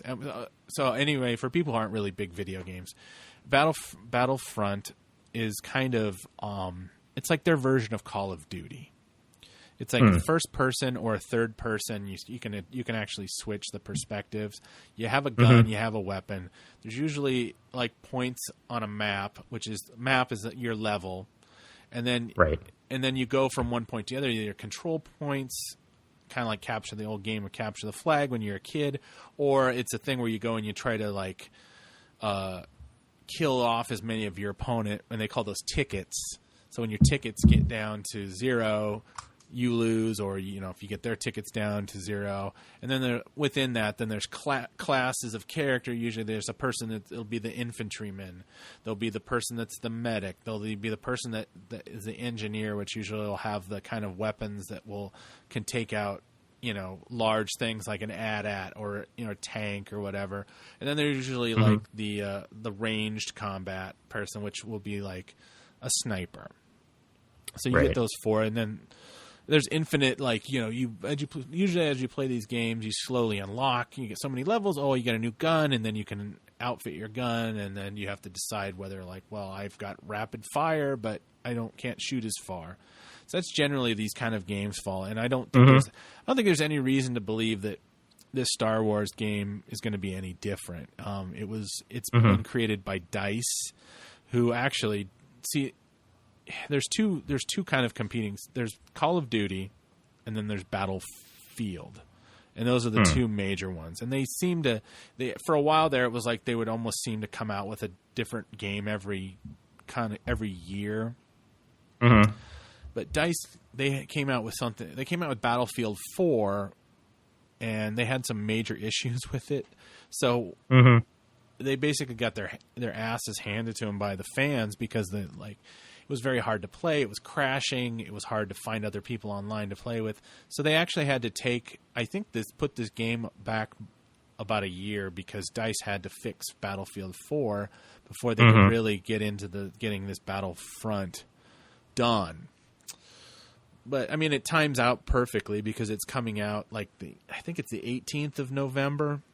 And so basically that's kind of what the game is like. The only thing that adds a little different to the Star Wars is I think generally when a certain thing happens in the game, then it, quote, releases like a hero. So if you're the Empire, then you might get Darth Vader on your side for a limited amount of time, who you'll start beating up the opposition. Or if you're the thing, you might get Luke, and he'll come out and kind of try to help you. I don't really know because they haven't really said, but that's kind of how Battlefront 2 was set up. I'm one of those people who hasn't played any of these video games, so I can't help you. Right. I mean, it sounds a little interesting, but I think what sort of the biggest controversy is too strong, but the biggest thing people noticed initially, which is something that I kind of turned me off to it, was that there's no single player feature, right? Like it's just you play it online, and it's whoever is online playing this game is running around doing whatever. And that's kind of I think that was kind of a mistake. Generally, these kind of games, the single player is kind of tacked on. They kind of what they'll do is they create kind of a 5 to 6 hour campaign. Because generally, when someone spends $60 for a game, well, the way things are now, they really expect to get like 70 hours worth of play out of something, even if the story is relatively short, like a 15 to 20 hour, or actually more like 10 to 15 hours for a single player game for $60. In the marketplace, that's what they consider a good value. Generally, Call of Duty will give you like a 5 to 6 hour story. Battlefield will give you a 5 to 6 hour kind of experience because they know that you're going to spend 150, 200 hours on their multiplayer. Yeah. But the problem with that is for something like Star Wars, where it's like, if you're not into those kind of games, but then you want to play a Star Wars game, you kind of come in with this idea that you're just going to be able to throw in and fight as a stormtrooper or whatever. But not only are there's not going to be, you're going to be playing against other people, who could, conceivably, kick you out of a session if they don't like how you're playing. If you're a total novice, Sometimes people Wow. at a certain point when they get these, usually when they start. Sorry, I hit my thing here. When they start something like this, it the maps will be filled with a lot of new people, so it doesn't matter. But as time goes on, the server space becomes limited, and sometimes, like especially EA, who is the publisher. EA is publishing this, and DICE is making. Yeah, it. I don't know that's how you it classify works. them. I'm no expert. They're putting the game out essentially. They will start to cut back the official servers and then let people rent servers to play on, and then those people have servers, they can set their own rules, and that can be a real issue. It could be like they have like weird arbitrary rules that sometimes only pop up on the screen for a brief second while you're loading in. Like I was playing a Battlefield game, and it was like right at the last second I said, "Did that say no guns?"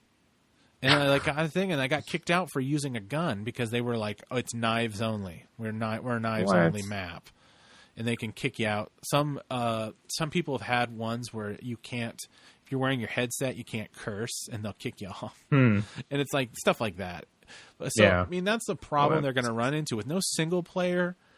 You have to pay $50 to $60 a year to be on either the Xbox Live or the PlayStation Network to play your games online. So it's like, $350 to, let's just say $400 for a console. $60 for a game and $50 to $60 to play online. And then you have to have, you have to have a decent internet speed. Otherwise it's going to be really a pain in the butt. Yeah. So, I mean, and that's something, I mean, that again, the last game that I played seriously was probably Dark Forces. And I like that game. And I might be interested in playing something like that and that sounds like it's not exactly the same thing, but it's not, it's that game translated in today's thing where you're running around and, completing a mission or whatever. And, I would potentially be interested in doing that, but I would want to be able to do that like on my own time without these pressure of all these other people who are like, no, you're not good enough at this, so you can't play at all. Yeah, I'm kind of disappointed that there is not something in parallel working out like a Knights of the Old Republic or a Jedi Knight game, which, I mean, I know that they're never going to do another Jedi Knight because that was always those games, even though those I think are the best Star Wars game because literally they're just a first-person shooter that would evolve. Like the first one was Dark Forces, which tells an alternate version of how the Rebels got the Death Star plan with a character named Kyle Katarn. And I mean, you can watch it on YouTube or whatever. I mean, they're very bad graphics because we're talking. I think I was just out of college when these came. Like I think 1996 might even be too. I had to go into. I think it was even prior to 96. I had to play it with a joystick. Yeah, because the mouse I had, I don't think had a trackball. Yeah, or something like, or it wasn't fast enough. And then I would have to go into DOS and like run a command line to actually boot this game off of the CD-ROM. I mean, I did that. That's how old this thing is. And then it evolved. And then there was Jedi Knight, which kind of evolved with better graphics. And then what they did is they used some live action CG work where it was like obviously blue screens, but then have actors in costumes, and it had a pretty good story about Jedis and whatnot. And you could, I think there was like you could choose the amount of powers you had, and then they did it again, Jedi Knight 2, which was that same Kyle Katarn character, where they dropped it back into CG computer generated cutscenes, and Lando's in it briefly. You don't play as Luke, but Luke shows up.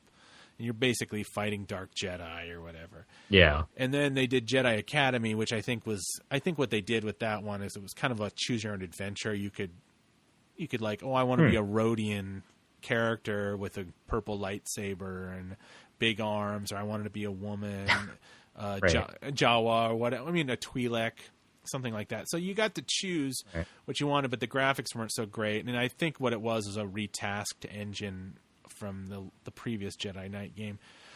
And that in parallel, there was the Knights of the Old Republic, which came out for PC, and it came out for the original Xbox, and those were like made by BioWare, who are known as like one of the preeminent, like the top 3 video RPG. They do. You might have heard of Dragon Age and Mass Effect. They made those games later. So the first Knights of the Old Republic is basically considered like a modern classic, where you get to balance your powers. It's set 10,000 years before Star Wars, so it does. I know it's everything kind of looks similar. No, and I know there are lots of people who love that, but that is not for me. Yeah, it's literally the only way they could do this kind of story, though. It's very expansive. Yeah. It's very Star Wars-esque, but yeah, I understand your hesitancy to.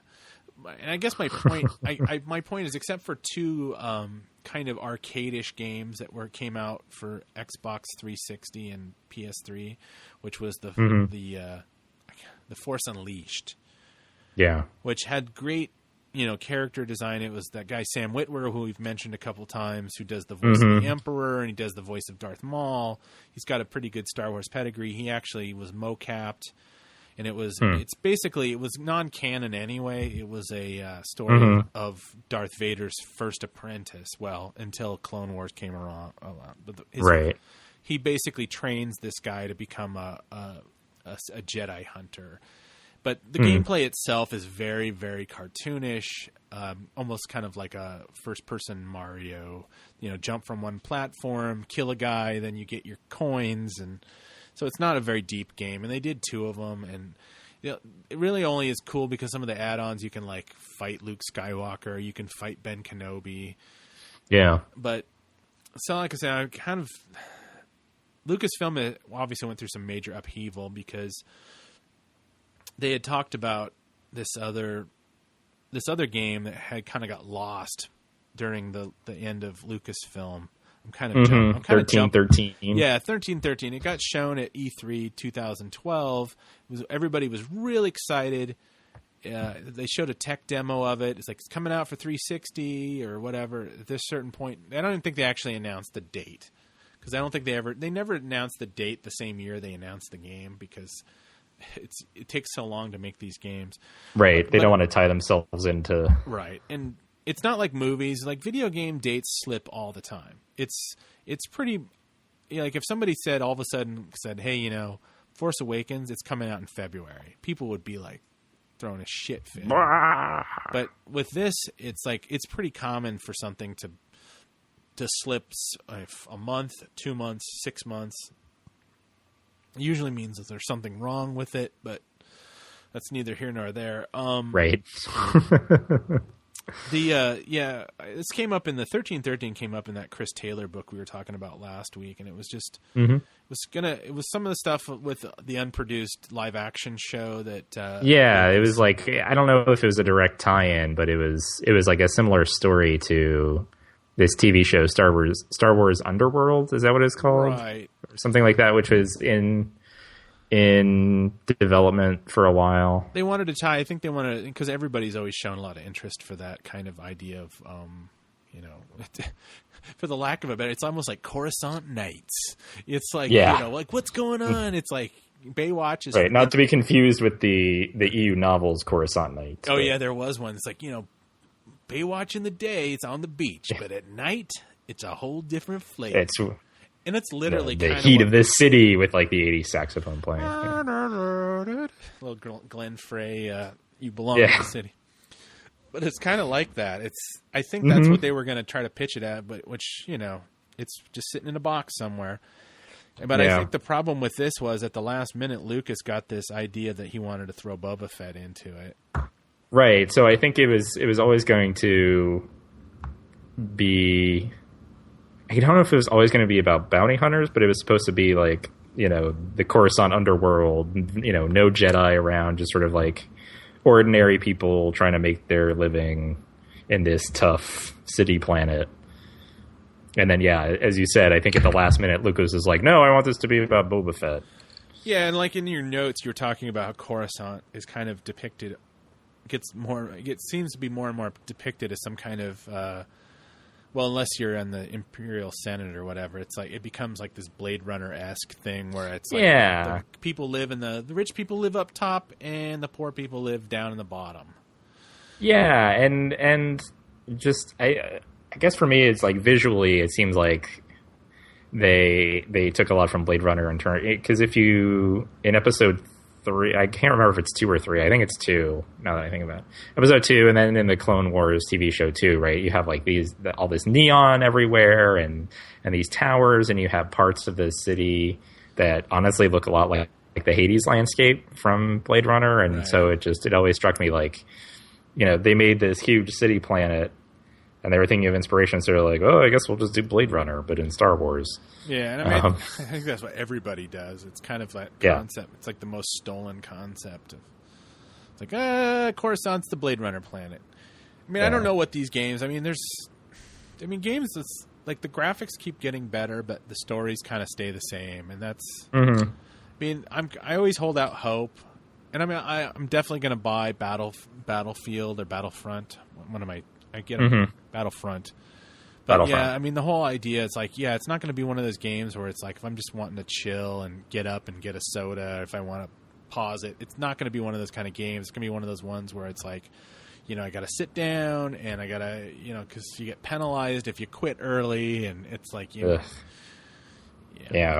I'm kind of not into those games right now. I do play video games, and I've used for a couple of years there. All I would play was online games because I like the idea that you could just get in and play for an hour, and when the round's done, you could leave. But now I've been kind of gotten out of that, and I'm more into games that I can like take my time. I can pause. I can dedicate a bunch of time frame. I don't have to have somebody. I don't have to like wait for my friends to show up online so I can play stuff, because it gets to be this thing where it's like.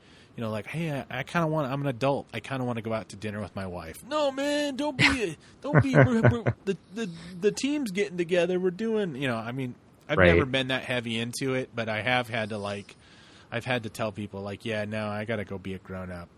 And people call me names for it, but. Mm-hmm. So there's another game we actually did get a trailer for this one at E3. The game is coming out in the fall, but as you said, that could mean anything. It's called I think it's called Knights of the Fallen Empire. It's a new sequel or expansion, I'm not quite sure which, for this game, The Old Republic. And part of the reason I'm not really sure is because I don't play a lot of video games anymore, so I'm not familiar with this. But I watched the trailer. I was like, sure, I'll watch this trailer, and I could barely make heads or tails of what was happening in it. I couldn't either. It's a trailer, so they're not going to like show you a lot. But I could barely tell that it was even Star Wars, except for the fact that like they had some primitive lightsabers in it. Yeah, it's almost incomprehensible, and that ties into that the untouched canon of that Old Republic, as they call it, which is the Knights of the Old Republic and KOTOR and KOTOR 2.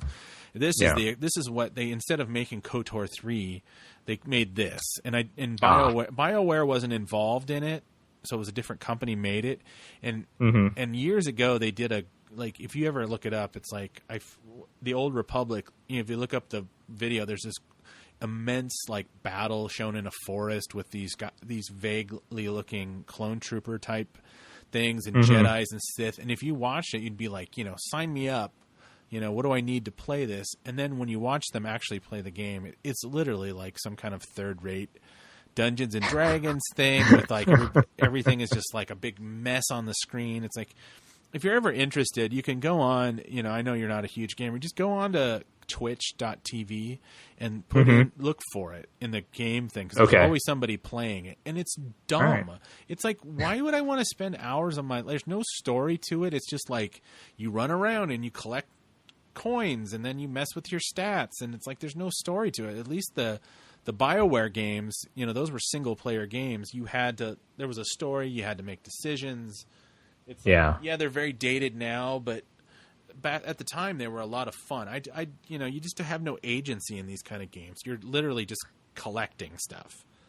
Yeah. Well, and so I was like, I watched this trailer and I was like, I have no idea what I just watched. So I was looking it up, and I I went through like 5 or 6 different pages on Wikipedia, just to like try to figure out like what was happening and what the backstory was. And in the trailer, you see they're these twin brothers, and you know, one always helps the other one out, and something like, oh, okay, so one's going to end up being like the light side, and one's going to be the dark side guy, and you know, they have this father who's very tough on them, and then one of them gets injured in battle somehow, and they're killing all these whatever. And so then I find out like, oh no, that's just like the backstory for the game. You're not either of those characters in the game. Oh, that's really? all just like, oh, that's yeah, you are like something called the Outlander, and so your character takes place like after the events that occur in that trailer or something like that. Snooze City.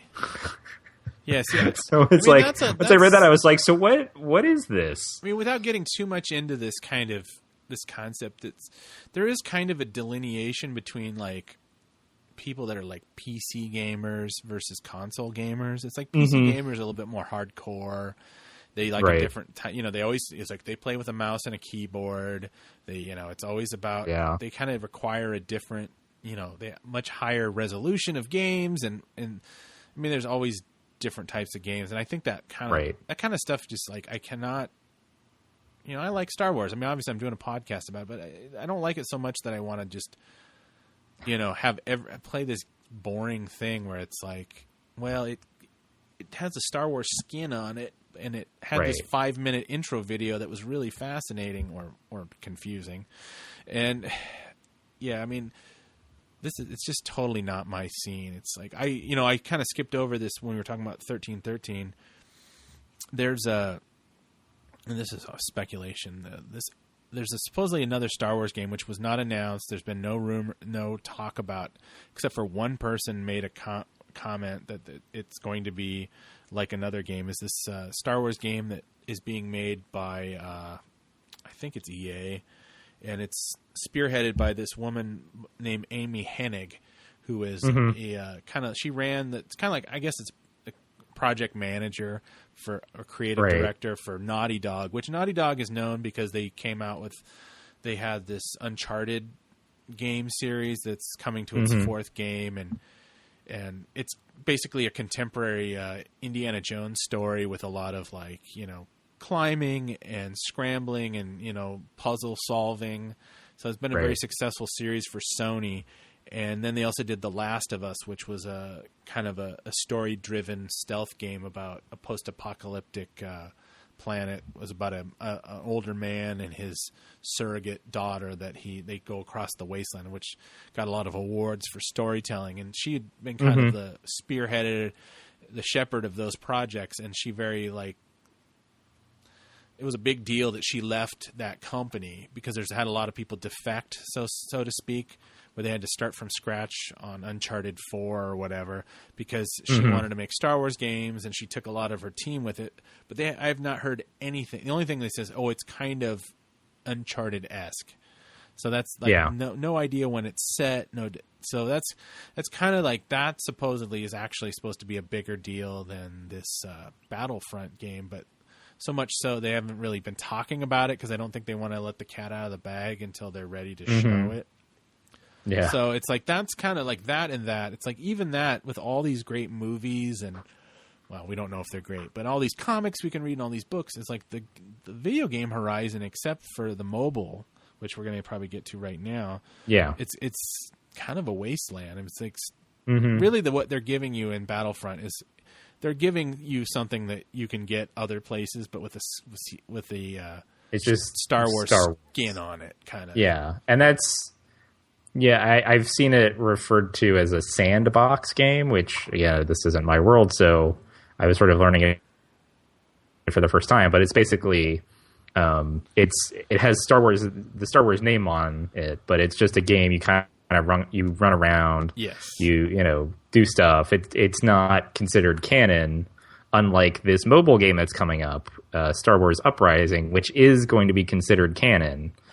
Always a problem. Which is sort of interesting that they're doing that with a video game, but be like a mobile game. I guess they're on the frontier of making mobile games actually mean something. So So the description from Wikipedia for this game is set shortly after the events of Return of the Jedi, Imperial Governor Adelhard of the Anoat sector refuses to release his grip, instead locking down the sector to prevent all incoming and outgoing space traffic to keep everyone within and allow him to maintain an iron rule.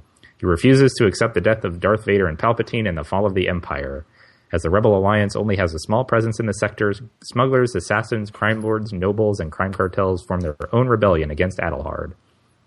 And then about the game, it says, players will create avatars and will be able to purchase skills and upgrades. They can amass a crew to assist them in battles, and it can be played by up to 4 players. Playable classes will include smuggler, bounty hunter, rebel guerrilla, diplomat, and a gambler. And there's going to be no force ability, no lightsabers, nothing force related at all. Well, that's what's coming out. So do we know? So obviously it's coming out for phones, right? Phones and iPads. Yeah. Yeah, I mean, my phone is not nearly up to date enough for me to play this game, I think, which is too bad. I don't think the graphics are they'll probably be pretty simplistic graphics. I don't know. I mean, I don't even know when this is planning to come out. Yeah. It'll be interesting. I mean, what is this? Imperial Governor Adelhard? I mean, what a terrible name. Sounds like something from The Sound of Music or something. Or maybe it's a Dillard. I don't know. Oh, who knows? Yeah. I mean, the interesting thing to me is, so now we've got this mobile game. We have the Shattered Empire comics, and we have the Aftermath novels coming out. So this period in between Return of the Jedi and The Force Awakens, like, that's going to get pretty crowded in terms of these different stories and canon stories, like, kind of bumping up into each other. And so this will be, I guess, the story group's kind of first big test as to whether they can keep everything straight and keep, everything from, either they're all going to reference each other, which will either be good or annoying, or they're just going to be completely ignoring each other, which is sort of its own interesting decision, I guess. Well, that's the thing. It's like you can kind of see that they're already kind of in the way their own description. You can tell that they're like trying to get you ready for a really limited kind of experience, because they're like he's locking down the sector to prevent all incoming, outgoing space traffic. So it's always like, nobody. Well, the Luke and Leia are not going to show up because everything's locked down. And it's like it's kind of making a sandbox, and I think it's one thing. But it can't. Yeah, I don't know. And I don't know how they do that with a video game. And it's the Anoat sector, so that's the same sector as. It's near Bespin. Yeah, it's near Bespin. At least well, there's nothing much there. Yeah. So it's this guy Adelhard or whatever. Is he going to have a persecution complex? Like, nobody thinks there's anything in my system. I'll show them. I'll show them. Everybody says, I'll prevent things from being in my system. Nothing. And then they're blocking trade. Mm-hmm. It's like, oh no. Yeah. I mean, it looks pretty good, or at least all the designs, the character designs and the costumes and ship designs, like, they all look pretty cool and Star Warsy and, interesting. So, it looks like the look of it will be, I don't know. I mean, I don't know what gameplay will be like or the graphics or anything, but in terms of designs, it looks neat. Well, yeah, there's a history of very bad Star Wars, strategy games, like Force Commander and all these things that have been like basically like almost unplayable how bad they were. I mean, there's some card games. When I was looking for the official Star Wars app, which we will talk about next week. Yeah. I was amazed how many little games there are. There's still like card battle games and of that ilk. I just I don't know. I have a. Then they have those, like, I can't remember what they're called, like Tower something games. Tower Defense, yeah. Tower Defense games, yeah. And so, I mean, I don't know. These games probably aren't made for me because I have kind of, it takes me a while when I get a game, it's usually for the first hour or two, couple hours. I'm like, I hate this. I don't understand anything. How much can I take this and sell it back for? Yeah. So I have to give 7-8 hours to a game or whatever before I finally understand the rules of it. Mm-hmm. So I don't know how much time. And I also have this thing about not playing games on my phone. So you might have to be, you might have to be our, well, you might have to get a new phone, but you might have to be our man in the street when it comes to this thing. Yeah, maybe. I'll probably actually be getting a new phone in a couple months. I was going to say we'll start a Kickstarter or a GoFundMe, and we'll get sure, John an iPad or something. Get me a good because you need a big screen and Yeah, and that's what I was thinking too. Like I don't know that phone like. Is this really a game that you're meant to play on your phone, or is this a game that they're calling mobile, but that just means put it on your iPad? I did an iPad version of Knights of the Old Republic, and I downloaded it, and it ended up on my phone, and it's like, I can't see this. I mean, a 4-inch screen or whatever, and even on iPad, it's kind of a pain in the behind, but it's, I don't know. I guess I'm just not who they're marketing this to. I like to sit back on the couch, controller in hand, got my soda, got the fan on. Chill out. I don't like to be in a car, like waiting for someone to come out of a store and being like, I just got to do this. Right. thing. Oh, my 20-minute train ride. I'll start playing Uprising. Yeah. It's like I haven't really ridden a bus on a daily basis since cell phones got so good, So it's like, I just remember, this is a diversion. I remember actually around 2000, whatever, before Revenge of the Sith came out, trying to find podcasts to listen to on the bus, and having like this $20 MP3 player I had bought that could only fit one podcast. And at the time, there was only one podcast I knew of, and it was a French-Canadian Star Wars podcast, and they talk like this: is Star Wars. It was called Star Wars on Direct, and you're listening to the number one French-Canadian. Like that's what we had. That's what we had 10 years ago. Now you have us. Yeah. You can take us anywhere. And dozens more. Dozens more. I don't even so the other thing about this game is we're getting introduced to even more new characters aside from Governor Edelhard. We get someone named Commander Bra, who looks, at least in the design, it looks something like a cross between Ralph McQuarrie's original Vader design and a Dark Trooper from Dark Forces. So it's sort of like the original Vader design, but like bulkier, I guess. I didn't look at this Commander Bra. Oh, yeah. Dude. Commander Bra, man. What's going on? Dude, there are some fine fillies in this sector. Yeah.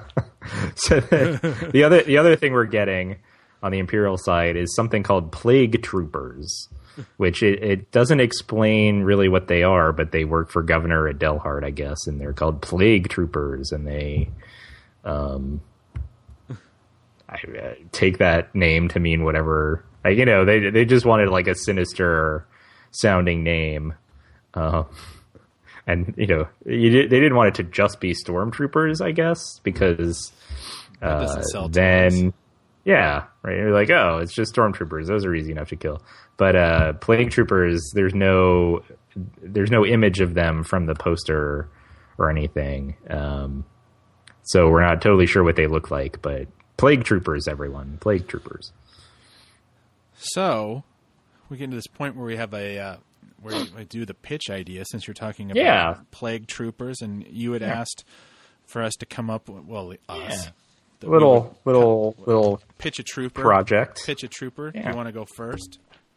Yeah, I can go first. So, this idea, we have Plague Troopers now, and following in the long tradition of Dark Troopers, which have been mentioned a couple times, and Shadow Troopers, and even from the movies, we have Snow Troopers and Scout Troopers, and any kind of trooper that you could imagine. And so we want to start coming up with our own ideas for new troopers. So I have a couple ideas. The first one is a plaque trooper.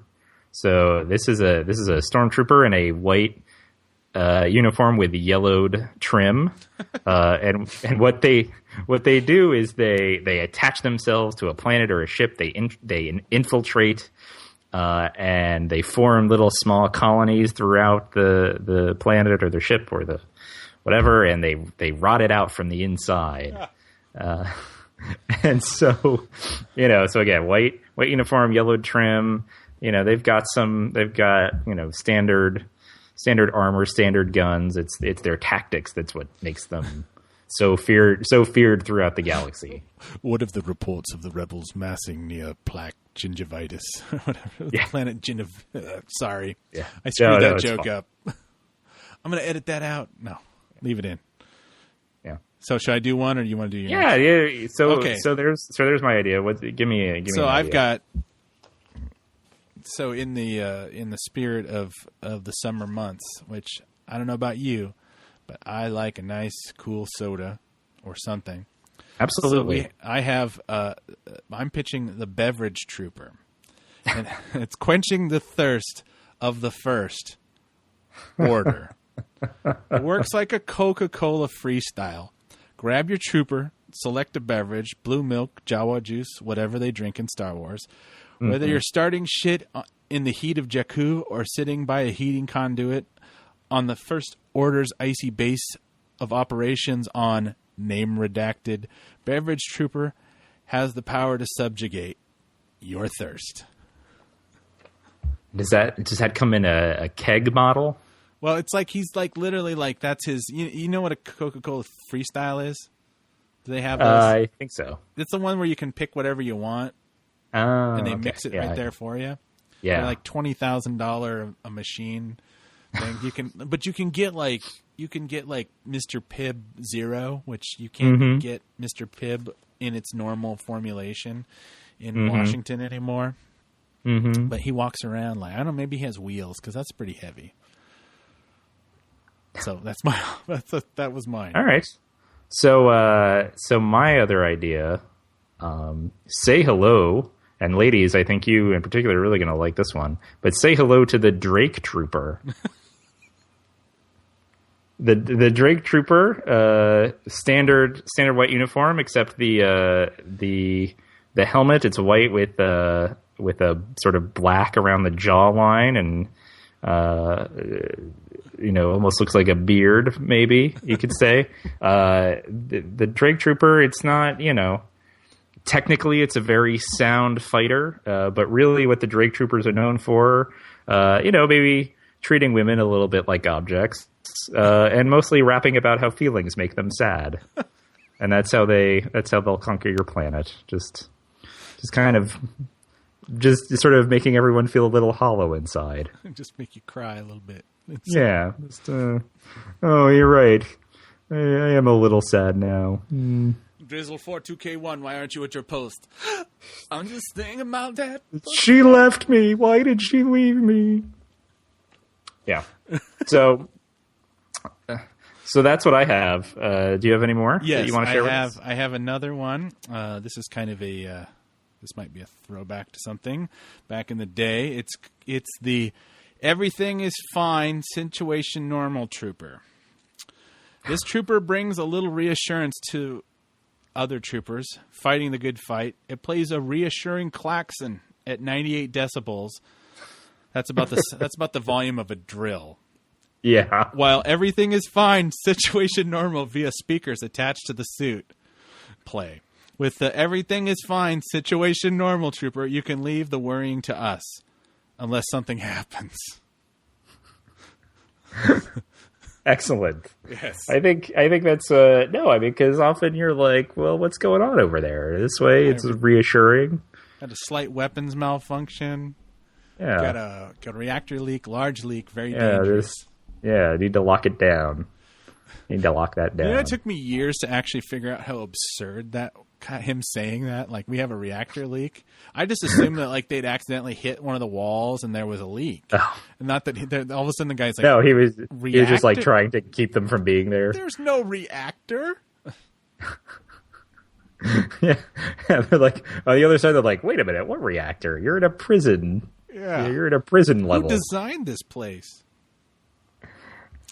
Do you have another?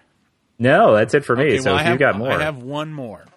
All right. This one is this one is the Nurse Trooper. Sure. The Emperor has been gone 30 years, and so are his outdated views of women in the workplace.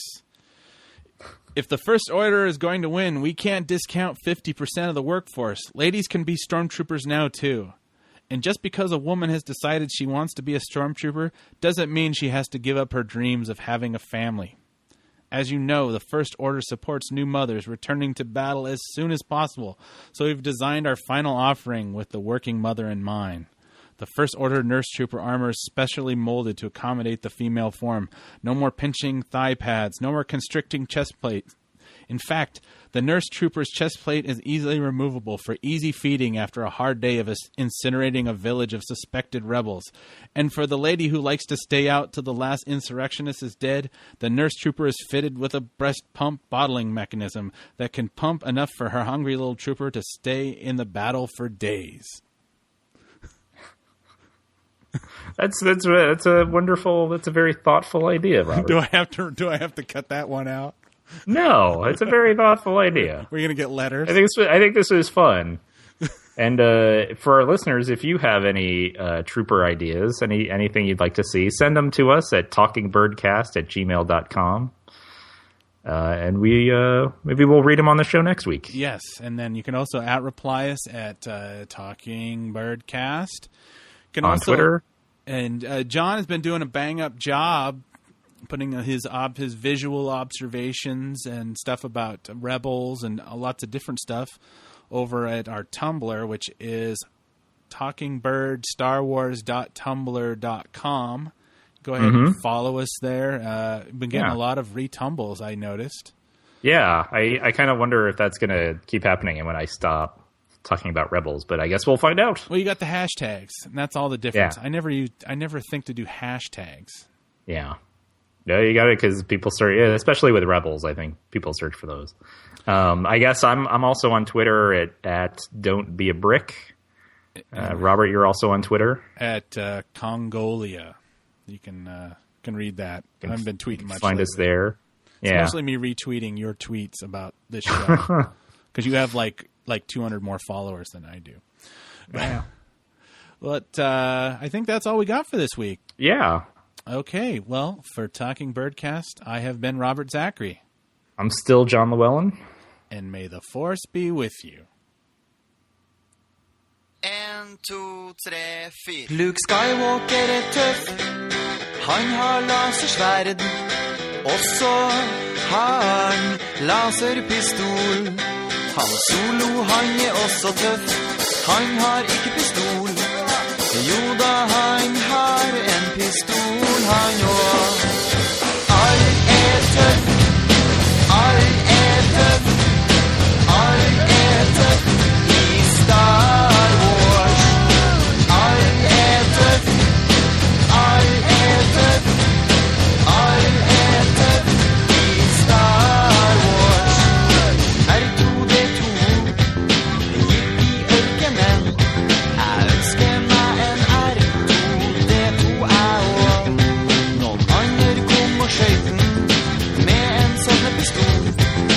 Eller var det en sånn gevær? All tøff. All tøff. All tøff I Star Wars. All tøff. All tøff. All tøff I Star Wars. Chewbacca tøff. Han ikke noe menneske. Jo, han et menneske, men han pels over hele seg. Darth Vader, han også tøff.